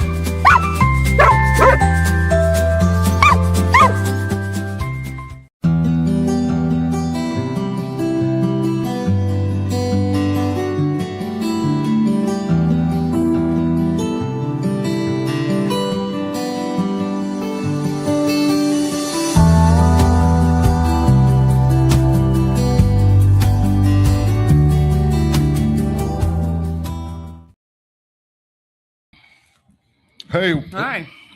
Right? Welcome back to the award-winning 99% Radio Network. Man, you just heard from Heroes in the Sky, James Collins and Natalie Brent, and Micah Long for our January 24th memorial ceremony of the Battle Vest. What are you eating? What's in your mouth? What are you doing? I'm just finishing up a very good treat that Billy had brought. Nice brownies. You bake so well. Thank you. There's lots of love in them. A lot of love. I can smell the love from here. I did make these special for Mark this morning. I can see all the little graphics above her head right now. Yeah. I want to welcome Tattoo Mark with the Tattoo Mark Foundation. Mark, welcome back. You are a big part of our show. And, today you went through probably one of the most toughest times of your life. And, you have a great support network within the 99 and through the Tattoo Mark Foundation. You had to put down Lily, your service dog for 17 years. When we talk about, just before this, we talked about losing spouses and loved ones and how hard that is. When we put down a pet or we lose a pet, could be just as traumatic and just as hard. It's a different kind of love too. It really is. Yeah. You're a pet owner. I'm a pet owner. Billy's a pet owner. You pour that into it and you just I don't know. I mean, it's just hard. as hard. I mean, for anything, it's hard. I get it. Especially after 17 years. 17 years? Oh my gosh, that's a long time. Yeah. That's a long time for a little girl. They always, the vet told me, they said these Pomeranians don't go no more than 12 to 13. Mm-hmm. Lily went 17. It's because she was a princess. I mean, that girl probably had everything made, man. She was on there for me, because I was still grieving Do I have a picture of Lily on my death of my entire family. And I was telling people, I'm like, my whole family left me behind. Now my service dog left me behind. What am I doing wrong? But, Stop that. But stop that talk. There's a point where you just turn around and go, "Is it me?" Right. I just want to tell everybody out there that has animals, appreciate those little things because they are everything to us. They become a part of our lives and family. And if you don't know what I'm talking about, then go through what I went through this morning and you'll see what it's like. It's no joke to be able to put a dog down or a cat down or whatever animal it is. It's no joke. And it's very expensive too. So I just want to thank Barkley World out there, Karen Lee. Thank you so much for sponsoring Mrs. Lily. I could not afford this without y'all. Anybody that need help, please contact Barkley Lee. If you have an extra $20, please donate it to those people because look at what they did for me. They didn't even know who I was, and they went out of my way, and they covered the whole entire bill. So they help you with cost? Is that what it is? So if you're low income or disabled, they will take care of the because bill. that's not, like you said, it's not cheap. No, it's not cheap. And you can't just do something, you want to do what's right for your loved one. And tell us a little bit about what they did for you. They paid for the lab bill and the office visit on Friday, which was, I think, $500. They paid today to put her down, which was $600. Plus, they're giving me her ashes, her paw print, urn, everything, The nameplate. and the nameplate. Yep. Well, we'll do that. We'll do that. That's a good idea. Sorry. The nameplate will say Lily Ann Murray. And there were all these neat choices, and also just a big thank you to Crossroads off Lamar. See you at the crossroads. They were just You won't be spectacular. lonely. Dr. Raphael and Jesse, they took care of They did. him and Lily. It was beautiful. You know, Billy with Hemp and Hounds, your segment, you know, we talk, and we're talking about dogs here, and we have a little hemp treat there. So it's nice to combine the both. But I love my job. You are you deal with dogs all day long. You have what, 10? Sure. At any Yeah, I given think time? that's lowballing it At any given time? majorly. I think Sure. it's like 55 or round, something. we'll We'll round it off to 10. Sure. But I mean, you've also had your battles with dogs being sick, and you had to put them down, or they passed away. And you can speak from experience on how hard it is to lose a family pet. Well, to quote the bad word from earlier, it's fucking rough. It's rough. And sometimes it happens so quickly and they'll just pass away directly in your arms without you knowing what's going on. And then sometimes you have the privilege of making an appointment and being able to spend those last moments. I mean, Lily she went on the tour. She went of on a Arlington. tour. She went to Hooters, and she went Yeah. to all these places, Boomer Jacks. Yeah. But it is incredibly difficult. I mean, we put down one of our babies earlier this year. You know, he was a 15-year-old Chihuahua, and you just, it's never enough time. It's absolutely never enough time. I mean, this last week I had to go and pick up one of our babies that was sold before Christmas and give them another puppy to try, because this one wasn't eating, wasn't sleeping, wasn't coming out. And sometimes dogs just don't like some people, or and there was a situation where the mother was stressed when she came to pick it up. She takes it to her house to give to her daughter who's 6. There's 20 cousins and brothers, and they're all like, and I'm like, well, yeah, that would stress me out too. I don't want 20 people touching me. So we switch it out. And so now I'm currently got this one at the house and just loving on her and trying to, let her know what's okay and what's not okay, like chewing on the Did remote. you prep the other dog? Like, all right. Yeah, you're going in. Yep. Going in, babe. Going in. This is what you're going into. You man up. You get ready. You're going to get touched a lot. People are going to pull in your ears. She's one of those little crackhead ones. She was like tiny and just had a bundle of energy. So it was put a pit bull it was a in there, better like- fit. It was just a better fit, right? Well, Yeah. Billy, you've had your hands full all week with Mark, and then Sorry, no, but as much as she was helping you out, Mark, my dog has seizures, and yesterday, with all the stress in the house with the construction, stressed him out to have almost 4 seizures. It just kept going. Billy heard about it. Billy came running to the house she drove all the way to my house with her special Billy drops. juice. Yep, Billy juice. Billy juice. That really that product, when our dog goes into a seizure, we put it in. It's just one spray into the dog's mouth, and it takes him out of the seizure, which is amazing.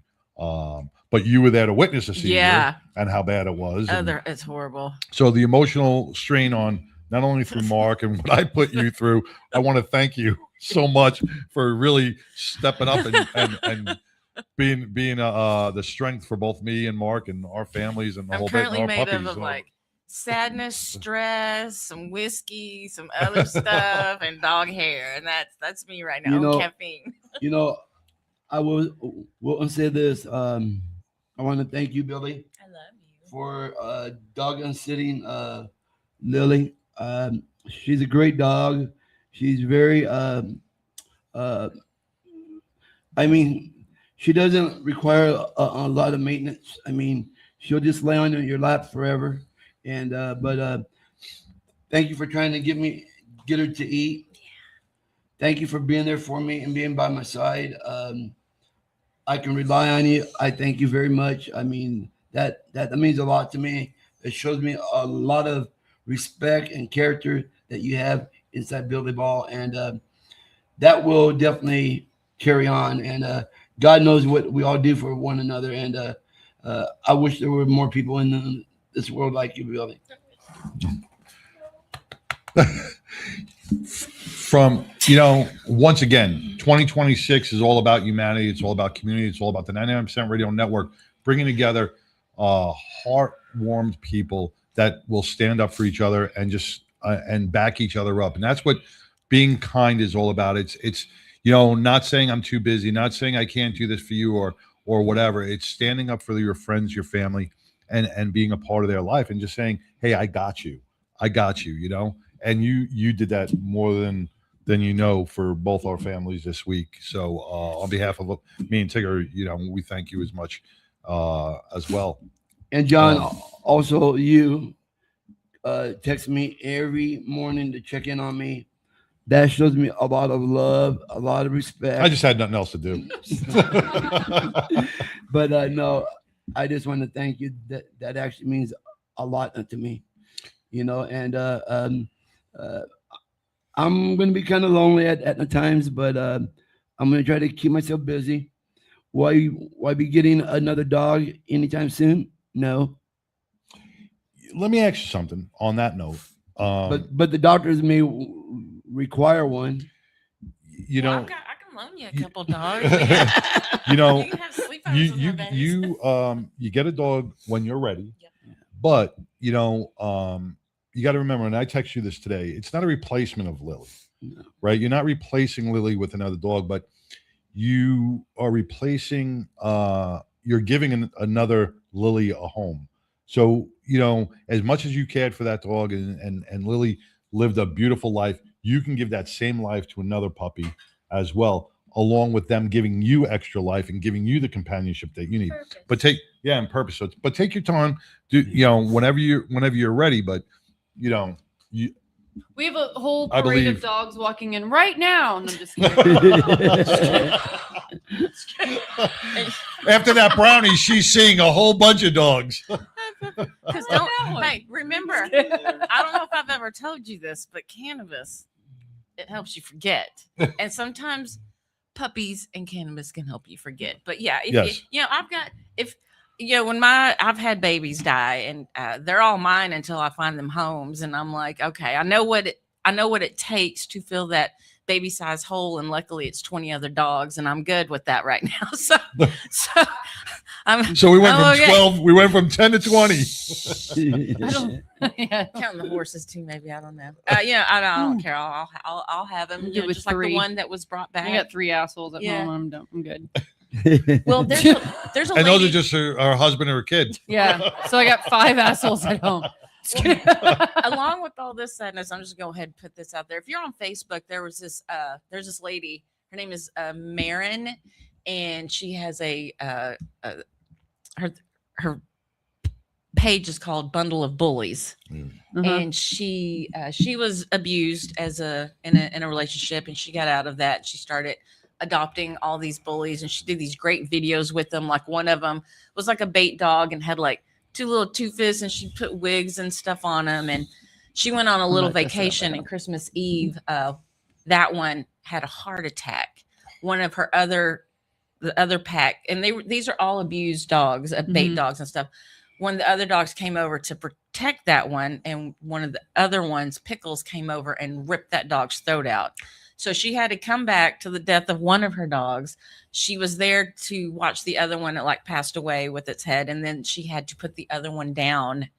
And, she keeps posting, and people are so cruel. They're so cruel. You can't do anything right. You can't, you just can't even. I'm sorry. Do you pay my bills? I don't give a fuck. And even with Mark, right. When you have a dog that age, am I doing the right thing? Is it, I saw her eat, should I? And it's always so hard. And there's always going to be someone to tell you that you're owning your dog wrong, or you're doing something wrong. And it's everybody that has an opinion that's never lived it. Exactly. Yeah. It's like everybody protests in Venezuela and Dallas. Oh, shut the hell up. Oh my God. What? And now Minneapolis. Oh, God.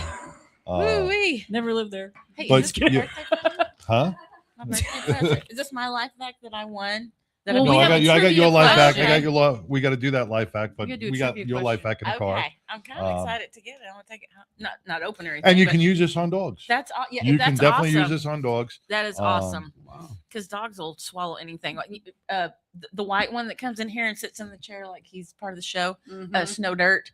He was chalking up something the other day, and I was like, "Oh, what is it?" And it was a whole damn tube sock. I was like, "Shit, don't do that! Like, please don't do that." He ate a whole tube A sock. whole tube sock, and it was all down in there too. So when he threw it up, and he started this new thing. I'll have to bring him back to show you. Like he chomps to talk to you. He'll be like, and see, that's what makes you happy. Like you know, right, all 'cause the when sadness. They And then they do silly things. they're clowns. They do silly things, and you gotta love them. You gotta and you, Billy, and just to promote on what you do to get some of those 25 or 30 dogs that you have in your house out to a good family and out to a loving home. How could they?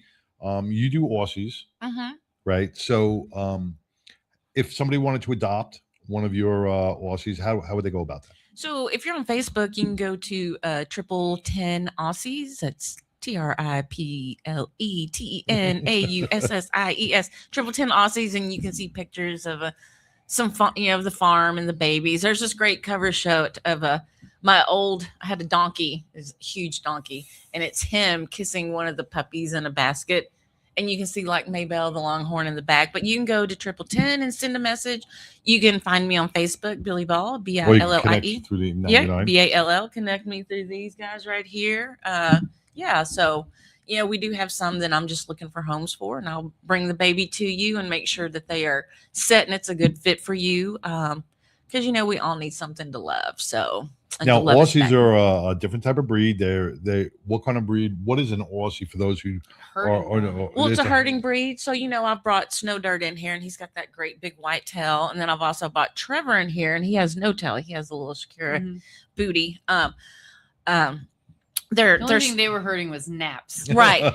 Now, for the most part, these dogs are supposed to be really smart.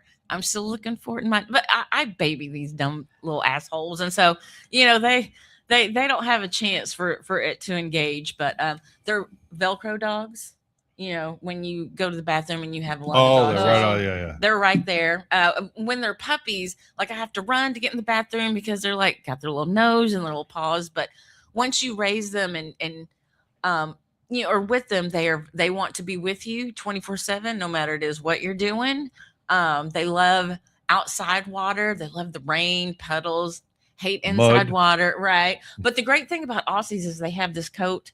Because one day I'd washed two of my babies like 3 times because I kept getting out and running in the mud at the farm. And finally I was like, screw you. Y'all are staying outside till you get cleaned off.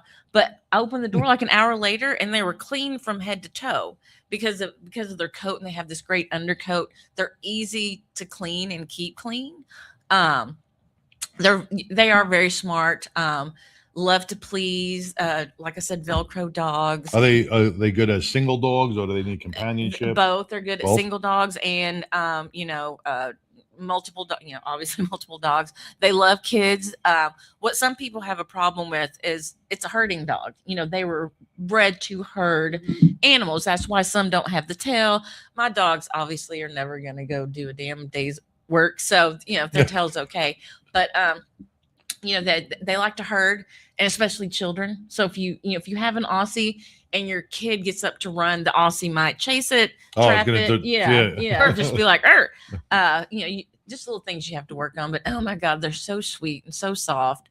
They got these fabulous butt curtains, like come down and the scruff up here. They are adorable. Oh, they are super soft. Their faces feel like velvet. Oh my God. I think we had 3 of them on the desk one day, and they were all just so chill, just all laying down. One got adopted from the show, right? Yes. That was Pipples, right? That was Pipples got adopted. But they are amazing. They are amazing animals. They are very chill, and they will make any family happy to be a part of. And I raised them pretty chill. I mean, I tried to, like I said, when they're You puppies. take very good care of them. I put on, I'll sleep to like a thunderstorm video, or during the day I might put on a fireworks video, and I get them trained on chewing on 2-liter bottles because they're plentiful and recyclable, and it's just really easy. So I'll practice dropping them to get them used to sounds and all this sort. And they're out. They hear all sorts of stuff at the farm, and then we practice. We practice sleeping to where when I feel them, I practice sleeping. Yeah, I practice. I'm pretty good at it. You practice all day long. All day. All day long. I make sure that I'm aware of when they're moving. Yeah, sleeping's good. But just little things like that, and I just love them. I mean, I try to keep them calm. I don't yell at them, and they get the no and things like that. But I've seen like people They're who intelligent. raise them and they just yell at these. And we've had people call us and they're like, we've gotten 3 puppies that we had to get rid of because they just don't like men. And I'm like, there's something that the person did that was raising them that, was yelling at your husband or, whatever. And it just, or the dude was mean. And I'm like, it just kills me when people ask me questions like, is your puppy nice? Does your puppy? I'm like, is your kid nice? It's a puppy. An asshole yet? Of course it's nice. It's all on how you raise. Correct. It's all on how you raise Yeah. the dog or the animal. I mean, you saw Khaleesi last night, and I was always I was always a little afraid of to own a pit bull. And Pussy. Wow. No more brownies for you. Where did that come from? I know.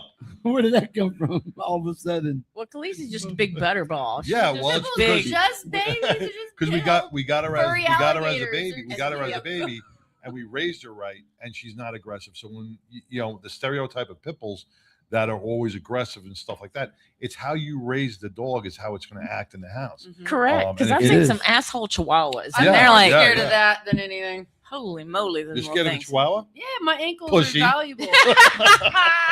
See, that's the one thing that I will say. I never raised a hand at a Lily. There's ways to correct them and scold them without raising your hand and hitting them. I get the belt. Because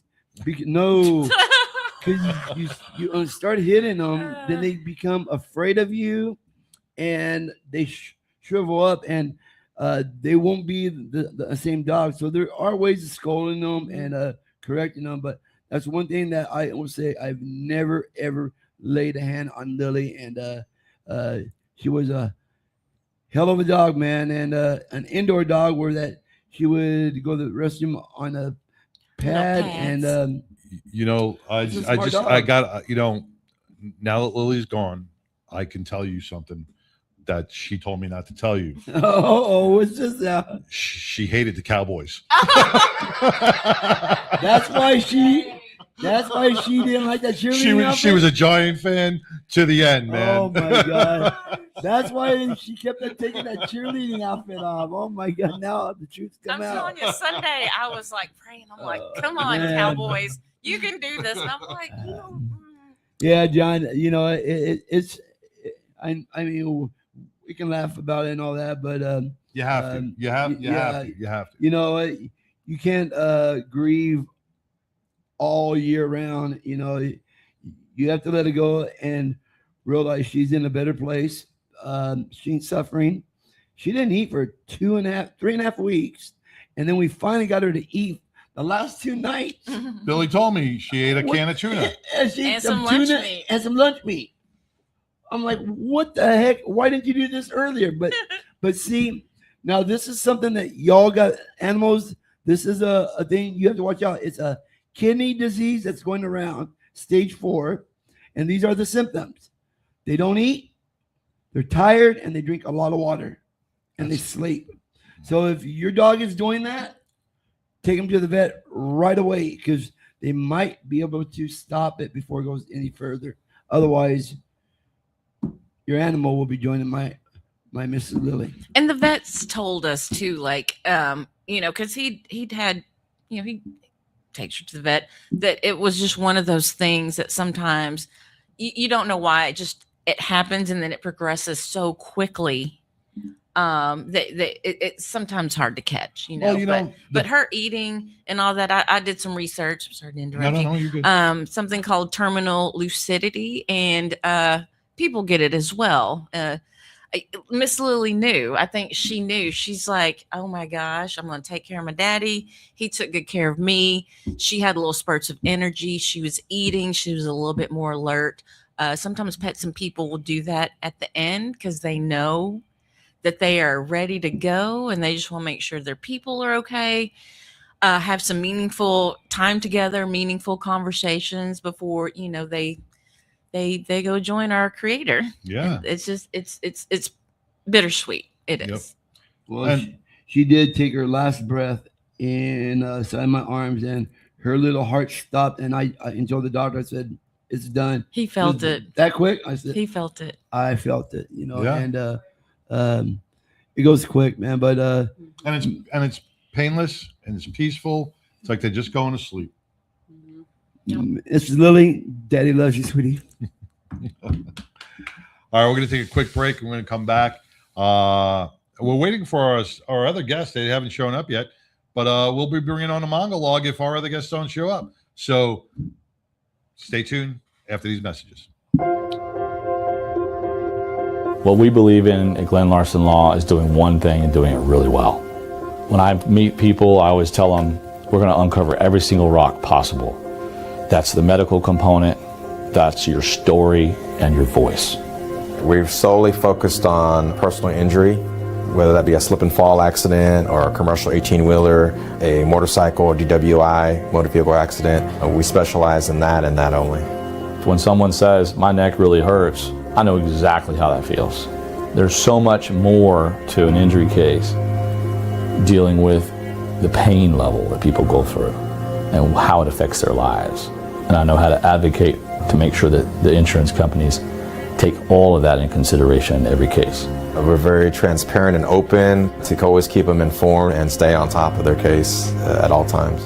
Because we're a little bit smaller in team numbers, we're able to really dive into every single case and develop not only a client relationship, but a friendship and a lifelong connection. We're on call 24 hours a day, 7 days a week. We'll meet you anywhere, at the scene, in the hospital, at your home. Whatever's best for the client, we will do every single time. There is a connection component that I believe our firm is committed to. We want to be connected with you and your family beyond this case so that you know that you have a lifelong partner. Not just a case, but a lifelong connection and a lifelong voice. And we look forward to serving you. Leather Up will keep you safe while looking great with a huge selection of armored and casual flannel shirts. From beaded to sleeveless, Leather Up's got badass gear for all riders and all seasons. Leather Up with 3.5 million customers since 1999. Iconic biker brands like Milwaukee Leather and Hot Leathers to give you the largest selections anywhere. Comfort, variety, classic styling, and affordability with free same-day shipping on orders over $100. Visit leatherup.com and use the promo code MAYHEM for 20% off. Back to the award-winning 99% Radio Network here in the Fishbowl. Man, you heard from Billy Ball with Hemp and Hounds and Mark with Tattoo Mark Foundation. You know, we've been talking about memorials all day long with Heroes in the Sky for our veterans and our first responders. And then, you know, when a family pet passes, the heartbreak that goes into that. Special memorial that you can keep your loved one, your family member, or your pet with you on all your motorcycle rides. I want to welcome CJ and Brad. Welcome. Hi, thank you. Hey, how you doing? Hi, John. How's things going? You know, I met you two on I think it was Saturday morning. Yeah, Saturday just morning, Saturday. I got a knock on my door from your friend Sheila, and she's like, "You got to see this." And I came out, and I was surprisingly amazed on what you have here. So. CJ or Brad, you want to tell us a little about what these memorial bands are? Basically what they are is there a way that you can keep the loved ones and the people that are near and dear to you in the ride indefinitely. You know, everyone knows it's rides. The longer you ride, the more people we leave on the side of the road. Yes. Excuse me, I get a little touched up every time I talk about it. That's okay. And that's good because it's got you put passion behind this. Absolutely. You put passion behind this. But I wanted a way to really bring these people with me wherever I went, to keep their memory alive and to just love and honor the people that we've lost. And this is the best way I could think of to come up to. They're always on the bike with you. There's keychains to where you can carry them with you anywhere. You mentioned one earlier that you just really touched me with it, that the man has a Jeep and he just lost his dog. That would be a perfect. That's Dr. Mark right there. Yeah. That would be a perfect way to honor Lily. Now in this pouch goes a vial, right? Yes. Do you have a vial? Yeah, he does. Sorry. Yeah, the vial can hold either ashes or it can hold any kind of memorabilia, whether it's a picture or hair or fur or that type of thing. So this is what it comes in, a little vial. So you get a little vial like this. Yeah. Right. And you can put ashes, hair, picture, memento, whatever you want of your loved one into this vial. And then what it does is there's a little opening in the back that once you put it in there, then you just drop that inside there. There's a little seal for it, just to make sure that it stays sealed. Because a lot of times, if you get pulled over every once in a while, a cop might want to see what's in it. Which is If your fine, dog has been eating eating anything from Billy, special brownies, you know what? special brownies, yeah, special brownies. There you go. That's right. You may pop. Yeah, there you go. And then there's the same. So there's two different sizes.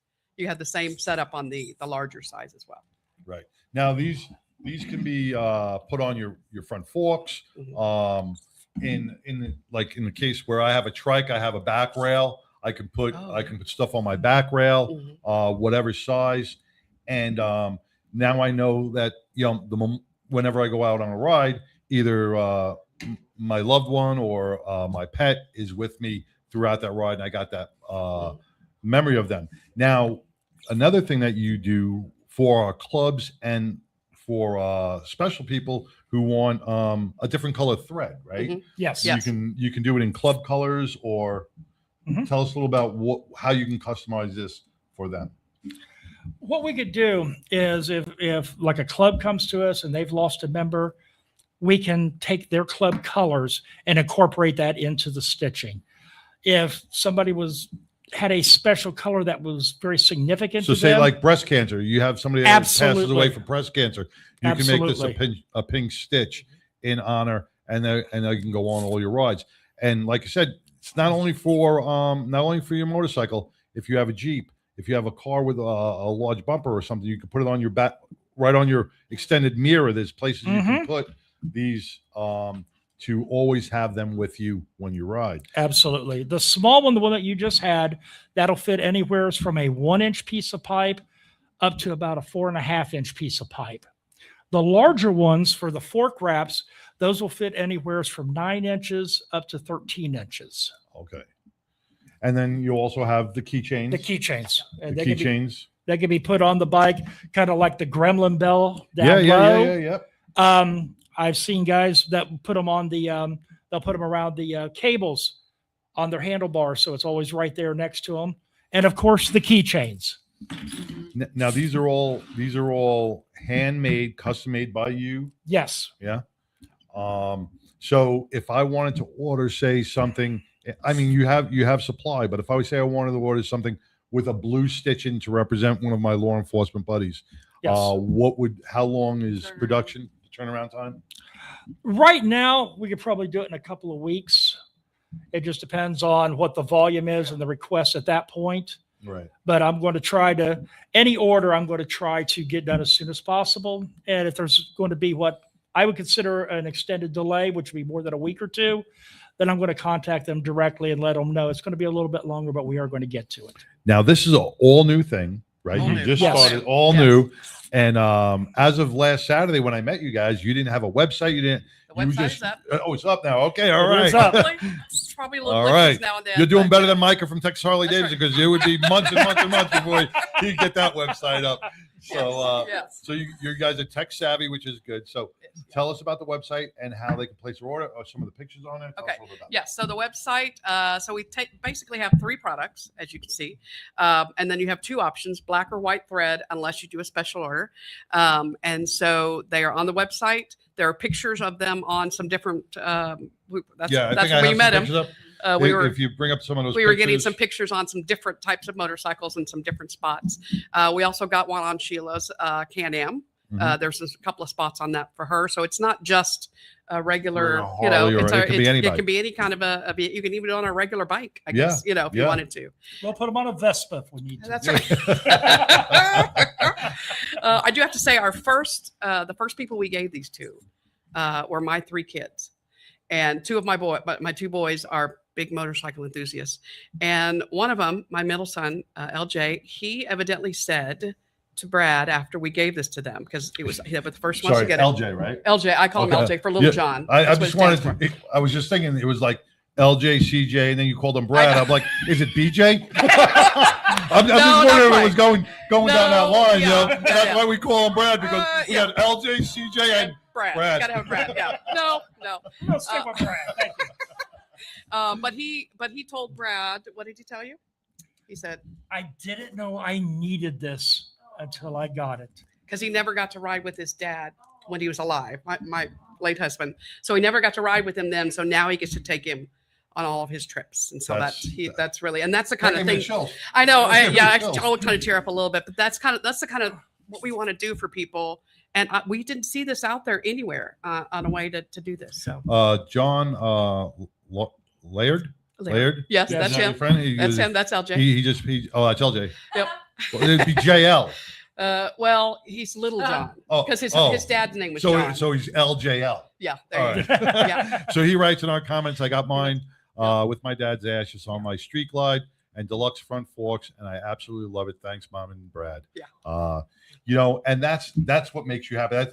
That's also fuels the passion to keep making these. Yes. Because this is really. And Missy Kinney says, I want one for my mom.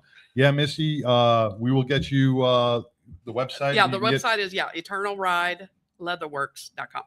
eternalrideleatherworks.com, and we'll have that up on our Facebook page, and you can order any one of them that's right, available, and you quick turnaround. I know Misty's right here in Texas, so we will get that out. Now, there was one other thing I wanted to touch. Oh man, I forgot. Oh yeah, I forgot what it was. No, it was something about. Oh, they can't engrave these, but if you wanted to engrave the person's name in here, you can take them to, and because Misty sparked this, you could take it to Wilson's Leather, and they could probably put your loved one's name on there as well. They could probably emboss it or stamp it emboss it right of some now. sort. Yes. So once again, your website is up and running. You're taking orders. Yes, we are. And this is perfect. And we're going to be at your yes, on the 24th. Actually, that's right. They will be at Texas Harley Davidson on January 24th, and you can place your orders there as well. And just see some of the displays and meet them. Yes. All right. Absolutely. Thank you. Fantastic. And thank you for this, because this really brings something different to the motorcycle community. Instead of hanging stuff off, like you said, the little cowbells, this is something that you can carry your family. Huh? How many brownies did she have? Well, this one. Well, I want to. Feel free. And like you said, it can go in a Jeep, on a car. It could fit pretty much anywhere, or you can just hang it from your rearview mirror and absolutely and have them ride along with you. Yeah. Right? It's good. It's great quality leather. Thank you. And good tight stitching. So don't snort it, and it's, Billy. Don't the one snort other it. thing is, it does have a soft backing, so it will not scratch your metal. It is neoprene foam on the back. There's no metal that will touch any part of the bike. Right. Fantastic. Awesome. Well, I appreciate you guys being thanks here for and having us. sharing I this. appreciate it. I really do. And we will see you on the 24th at Texas Harley Davidson, where you can place your order and take a family member on an eternal ride. All right, we're going to be back in a couple of minutes with the Mongol log, so stay tuned, because I'm sure the 2026 season with him is going to be amazing right after this.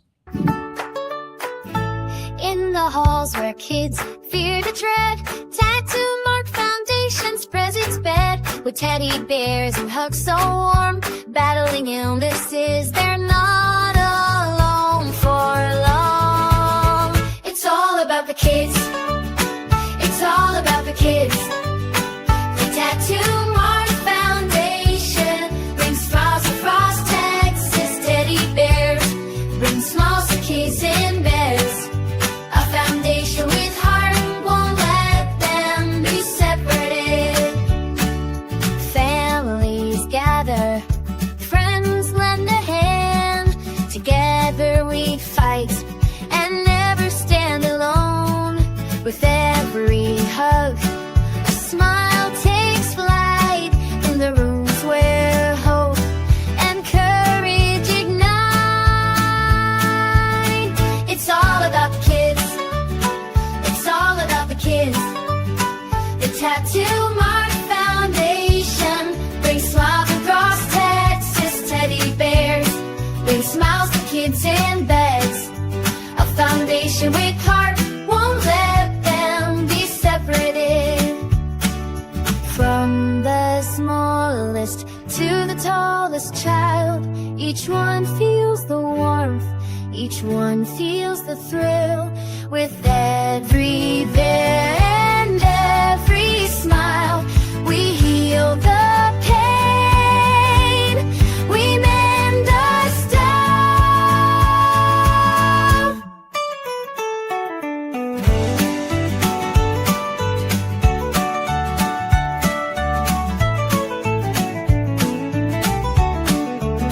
It's all about the kids.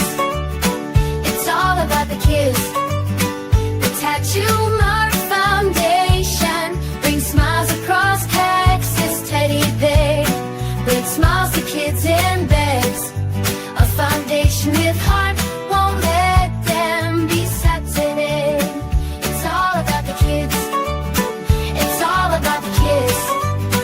The Tattoo Mart Foundation brings smiles across Texas. Teddy bears bring smiles to kids in beds. A foundation with heart won't let them be separated.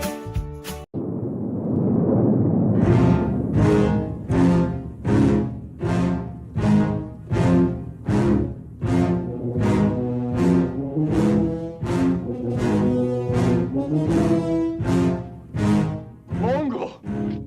Santa Maria! Never mind that shit. Here comes Mungo. Hey, welcome back to the 99% Radio Network. We have Mongo with his 2026 Mongo log. Welcome, Mongo. Hey, what's going on, guys? Hey, smoking cigars and drinking whiskey. And knowing things. I've done mine. The weather's finally nice out here, so I actually outside with just the t-shirt, no jacket, felt good. What do you mean finally nice? It was raining. They had a lot of rain. They had a lot of rain. I've been wearing a jacket for the past couple of days. Well, you know, I was talking to 5-0 yesterday, and he was telling me about his trip down to Woke, California, and he said the only thing he loves about California is the weather. He can be out there. He goes, no mosquitoes, no bugs. It's a nice 70 degrees every day. You leave the doors open and windows open. He says it's beautiful. Mm. Yeah, and I just all the other stuff. I just read yesterday that the Napa County, where I live, Napa County has 4 climate zones within the county, which allows them to grow grapes in 4 different climates. Oh, I wasn't thinking grapes. Yeah, we produce only like 4% of the wine worldwide, but it's some of the best wine. But I don't drink wine. Well, then you can send it here. Yeah, you can send We'll it take here. it. We'll clarify. We'll take some of that Mongo wine. Mongo juice. Mongo juice. That sounds weird. Yeah, you can have as much Mongo juice as you want. That sounds weird. Off the air. Meh. All right. So without further ado, man, Mongo, bring us the 2026 first Mongo log. All right, here we go. Imagine a pack of dachshunds running and chasing a group of honking Canadian geese through a field. When 2 of the geese are separated from the running flock, the dachshunds will smartly follow the 2 cutout geese. The dachshunds will eventually close in on these 2 large birds. Just as the pack of these long dogs catch up with the two isolated and by comparison very large birds, the dachshunds will all stop, turn around, and begin walking away from the geese. They enthusiastically chased the birds, but no one gave them any direction or information about what to do when they caught them. That's like what's going on today. Everywhere, groups get their dander up over an issue. The actual issue or the group making the noise doesn't matter. The event or the group will become sensationalized or marginalized by the media. When anyone asks them for clarity on the desired intended outcome or the manner of getting to that outcome, no one has a cogent response. Pick any protest or demonstration that you want. The lack of actual intimate knowledge or interest in the subject by the participants is surprisingly similar. The mainstream media actually likes to sensationalize these events. Anyone who opposes these protests becomes the mainstream media's villain. No one in the media asks pertinent questions to the participants or the group leaders. Speeches are made, a sit-in is initiated, a 24-hour news cycle covers it, and just as quickly the media gets bored with the message and they're on to the next big thing. This is the status of our current events today. We as a society are essentially a huge flock of geese, an animal that is actually capable of being mean and nasty, and a creature with the natural ability to just fly away, but instead waffles around making honking noises and shitting everywhere. We're being chased by a loud, underpowered, undersized, and not so smart media with no understanding of why they're chasing us. The issue or our group du jour are often loud, sometimes cute, mostly ineffective, but when it comes to any subject effect, when it comes to any abject effect or any situation. As we move forward in 2026, there are a couple of expected and flashy stories that the media will be chasing with a lot of barking noises and not so surprisingly little bite. I'm not Nostradamus, and I certainly don't have any visions of the future. If I were able to see into the future like an autistic savant, well, then I'd make some smart decisions to personally profit and not waste it on counting cards and going to Vegas like Raymond and Rayman or Alan in The Hangover. I read stories on current events and I watch the news. So these are not really predictions, but more like trends. Next week, I'll probably look into the Somali daycare scandal in Minneapolis and how the system across the country is set up to fail. Our country is quick to give away our designated needy and try to shame any segment of society that questions this. Although it is changing, we don't have enough laws regarding gender transition for minors. Thankfully, we've been able to limit the Frankenstein doctor's access to medical procedures. Minors who are suffering from gender dysphoria should without a doubt not be allowed to make medical decisions that can and will permanently mutilate their bodies and psychologically well-being. Just as minors cannot legally drink alcohol until they reach a certain age, the same should apply to medical procedures. Drinking alcohol while underage is an activity that can be stopped and corrected. This reflects society's views on the perceived maturity and permanence of medical interventions compared to temporary choices like drinking alcohol. Minors aren't mature enough to vote, go to titty bars, or purchase alcohol. Somehow, however, a segment of society believes that they are in fact mature enough to change their gender. Gender-affirming care for minors includes medical treatments such as puberty blockers, hormone therapy, and mutilating surgeries aimed at aligning a person's physical characteristics with their perceived gender identity. Surprisingly enough, this care is often considered necessary by a wacky segment of our medical society. Just remember, it's a mathematical fact that half of all doctors finish in the bottom 50% of their medical school class. There are doctors, bougie parents, and mental health professionals that are all competing for the gender well-being of still maturing youth. In my humble and conservative opinion, if a minor wants to pretend that they are a different gender, their parents need to be the mature, responsible, and experienced adults in the room. Get the minors some psychological counseling. Let them wear the clothing that isn't necessarily gender appropriate. Let them act out, but surgical and pharmaceutical solutions before a minor reaches adulthood is criminal.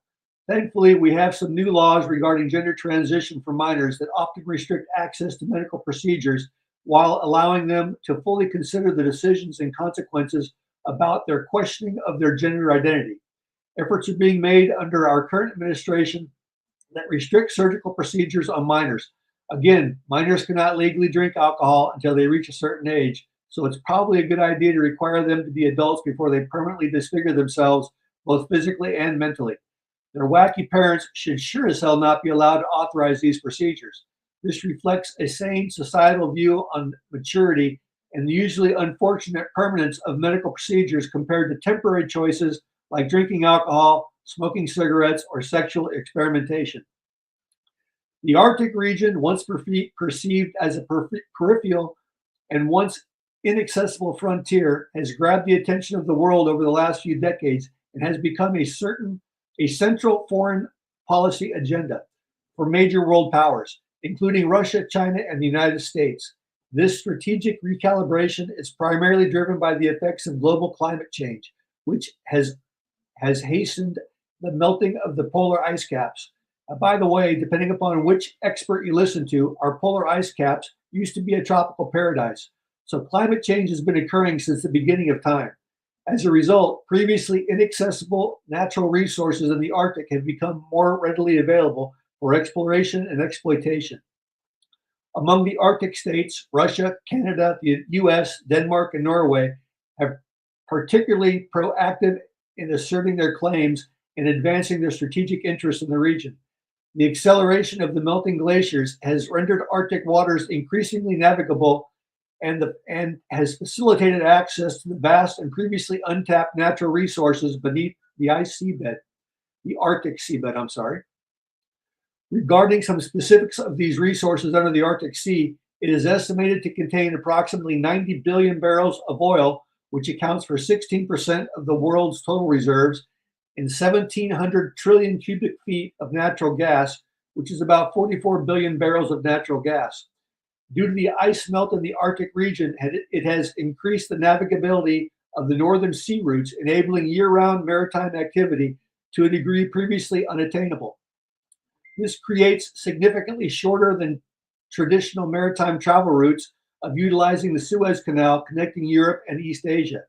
Traveling the North Sea route is approximately half the distance connecting Europe and East Asia, which offers substantial logistical and commercial advantages.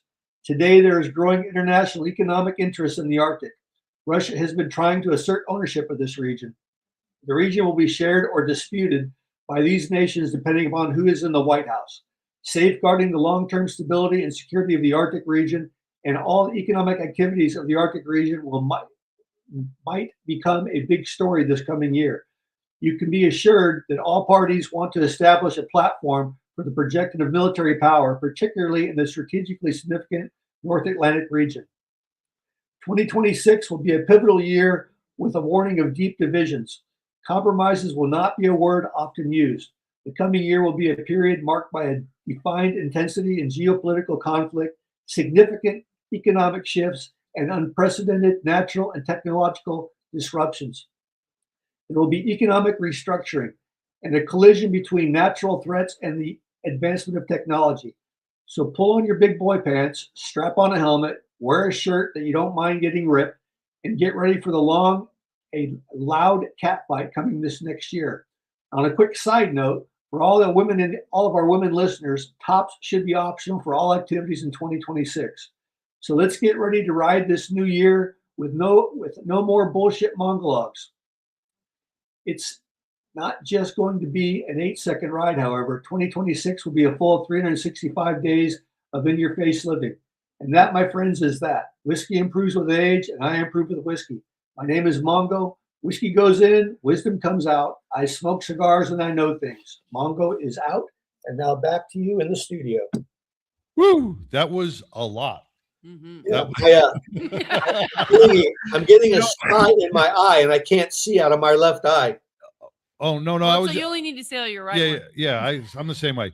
But the transition between transitioning and the polar ice caps, I almost got lost in the storyline there. We were talking about changing a boy to a girl, then the melting of the ice caps over to the Guadalcanal and transportation. So thank God I had that brownie. It's going to be a busy year.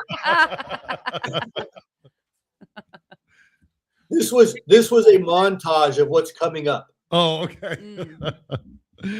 All right. It started with dachshunds. You know, yeah, but next week I'm sure we're going to hear a lot about what happened just recently in Minneapolis and our Mandami man over in New York, promising free everything, free buses, free subways, and rent stabilization in the apartment Well, complex. his rent stabilization czar is an idiot. Yeah. He's, like they say, he's the best real estate agent for Florida and Texas because that's where everybody's going to be moving. Yeah, it's We're full in Texas. Huh? We're full We're in full. Texas. We're full. Everybody's going to go to Florida from the East Coast, man. They're going to take off. But it's going to be fun. We're going to have our political popcorn next week. I got my popcorn. Where we could just sit there and watch the shit show go on, man. And there you go. Yep, absolutely. And all the lefties trading in their one flag for the other flag. Yeah. They don't know what the hell they're doing. It's gonna be a lot of fun to watch. We just like I said, just grab the popcorn and watch the game. It's gonna be a disaster. It'll be like the Jets playing the Raiders. Yeah. Two losing teams working towards nothing. Yes, exactly. One common goal. With one common goal. Get their money and get out of the stadium. All right, Mongo, thank you so much, brother. I appreciate the time you're taking. We're going to have a great 2026, and I'm sure the left and the woke and CNN and The View and all those places, we're going to give you a million topics to talk about. Oh, absolutely. And they'll have no idea what's going on except for what they would tell you is going on. Correct. Yeah. All right, brother. All right, guys. Stay well, stay right, and have a Good great week. What? Adios. Adios, brother. Adios. Hasta luego. Something else. I don't know. That's all I got. Mix Mexican with Italian. Diverse. Oh, you want everybody you had to your be fingers welcome. closed. You had your fingers like this. Oh.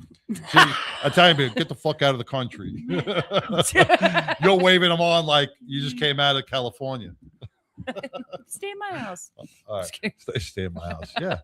All right, man. We wrapped out the first show for the 2026 season. What'd you think? Had some great guests. Yes. More to come. Yep, much more to come. Don't forget January 24th, Texas Harley Davidson, for a free event to help memorialize and support those who we've lost to the battle of mental health. And next week we have Steve Gross from Roll Call. He'll be on talking about their upcoming events as well. Yeah, so we got a lot of good things coming up. Yeah, the Battling Betties are going to be doing stuff at Roll Call, which is, and plus we got Hops and Props. We got so many events coming up that we don't even have time to talk about it right now. Jarhead But Jam, all the things. All the things. And if you could be anything in this world, because I'm getting tired of talking, be kind. Peace. Don't be a dick.